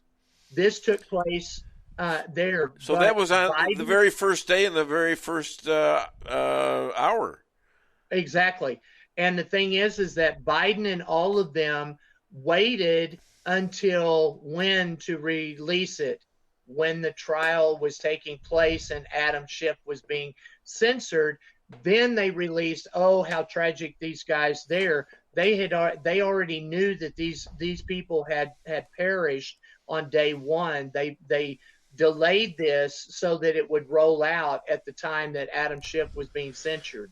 I saw somebody else on social media ask that question. What is this story covering up? That's very interesting. Exactly. And so that's one of the things that everybody needs to understand. So, and I'll make the biggest example about Dominion and Fox News. They're both owned by BlackRock, Vanguard, and Smartmatic, and they have ownership in both of them. And the reason why Fox settled with Dominion, saying that, oh, we're very sorry, we were wrong. You know, you have such a really good system. There's no issues or problems. It was a commercial that was coming back to them anyways. Exactly. So the money's just exchanged there. But what actually happened was that was on a Thursday. What happened on Friday? What was it covering up? Greg Phillips and Catherine Engelbright, who are part of the 2000 Mules movie, and had also uncovered all of this stuff about Dominion. Dominion had sued them. And all of a sudden on Friday, when they were supposed to hit discovery and they were going to have to turn over all of the evidence of the source code and everything else that Dominion had, Dominion drops the charges. Yeah. So you have this big deal right before and all of this media going everywhere. And then very quietly, one line on the third page of Fox News in very small print, it says Dominion drops charges on Greg Phillips and Catherine Engelbrecht. Yeah, what happened? What happened to the pillow guy, Mike Lindell? Charges got dropped with him as well. Yeah, he was countersuing them, wasn't he? But because they dropped their suit, his countersuit didn't have any. It doesn't have standing, so it dropped as well. But again, as soon as they were going into discovery, where they're going to have to, open up the machine and look at the source code and look at what's going on. So here's what we did here in Arizona. The House and the Senate, and this is something that doesn't have to be signed off by Katie Hobbs. So we don't have Gob Hovland here. She's not signing off on either one of these bills, but they actually are over the elections here in Arizona.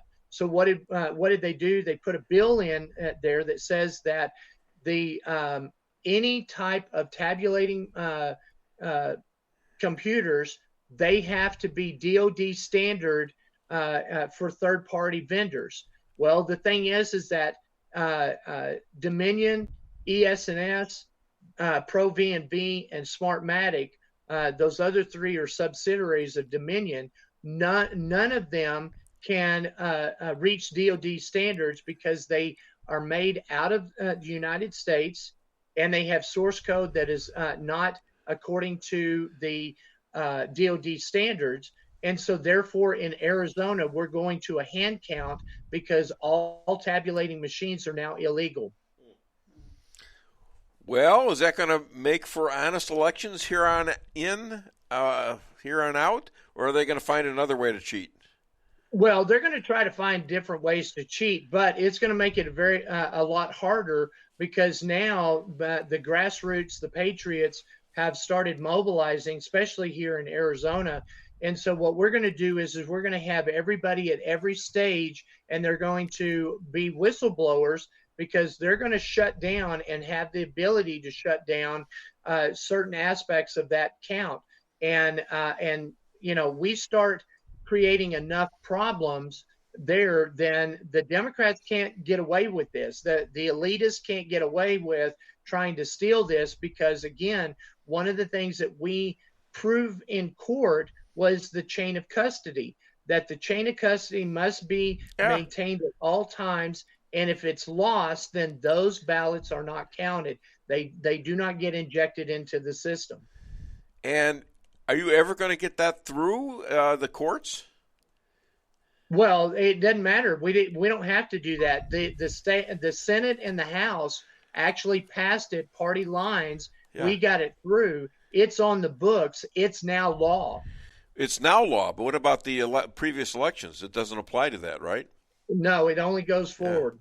Yeah. Amazing.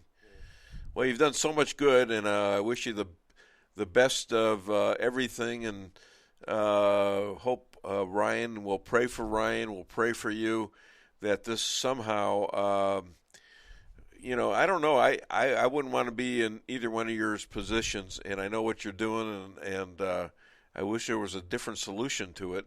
Maybe there is. I don't know. But keep praying, and I don't know. I'll keep praying too. Sometimes, as you know, God enters a situation, and you don't know why or how, but sometimes it gets changed. So that's true. Yeah. And that's the thing. We keep praying. We keep our eyes focused on God, and that's exactly what we have to do. And I appreciate that. And again, I know I told it before, but I appreciate the contribution to my campaign, Dave. You've been a great sponsor, and everybody reach out to Gifts and Go /Ryan Zink to try to help him with his defense. And if you like what you hear, please go to my website, jeffzinkforcongress.com. Hit the donate page. $5-10 may not be a lot for people, but it sure makes a difference in who I'm going against, and especially since I had George Soros supported candidates that I'm now faced with. All right. Well, one last thing. I heard you're so off key. You have to take a locksmith with you to karaoke. Ladies and gentlemen, Jeff Zink. I couldn't help myself. I'm sorry. And I'm sorry. Don't hate me. The links to Jeff's website and also to Ryan's Gifts and Go are in the comments. You just click. It takes you right to them to make those donations. All right, my friend. You have a great weekend. Hi to you your too. family. Okay? Bye-bye. All right. All right. Well, we're finishing this show with 40 seconds left, roughly. Woo! We had great interviews. Everybody was great who interviewed, and I appreciate that, and I feel pretty good. And we're moving along. Somehow we got to keep fighting. We got to stay in the game. We have to win. We have to do what's necessary. We cannot afford to give up. Never give up, never let up, and you'll never let America down. I'll be back with another edition of the Dave Weinbaum Show next Friday.